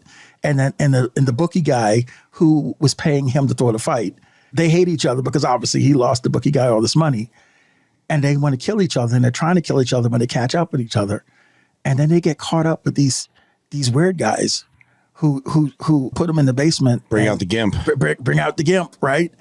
And what that shows about human nature is that when you're up against it, you find out what's really important. You find out what's really important. And what's really important is that we got to have each other's back when you're up against it. And if we would remember that when we are out here and nothing is at risk, it'd be a much better place. And they found a much better place, those two, in the movie, because of what they did in that desperate situation. And so basically it came down to, at the end, those two, he wasn't going to go after him, but he had kind of lost his LA privileges. So he could go anywhere else. He just couldn't stay here. Yeah. But right. And so they that's what I love about Tarantino, and that's what I love about Pulp Fiction, is that there was a whole bunch of those kind of situations where within the very stretch of reality, the humanity came through. That can really serve us all if we could only remember it when we're not in the desert and looking for the water. I love it, man. Kevin, I feel like we didn't hit on regulation. We didn't hit on a bunch of stuff that we could literally talk for 8 hours. So I'm going to have you come back on. Anytime you come to Vegas, like I'll get you and your wife a hotel room so you can have a little staycation. And let's make sure we talk again, my friend. Indeed. It was a pleasure, Scott. I'm in big trouble. I blew through my 7 o'clock dinner appointment. Oh, shit. No, this was great. Thanks, man. Thank you, man. Appreciate you. Indeed. Anytime. I look forward to it.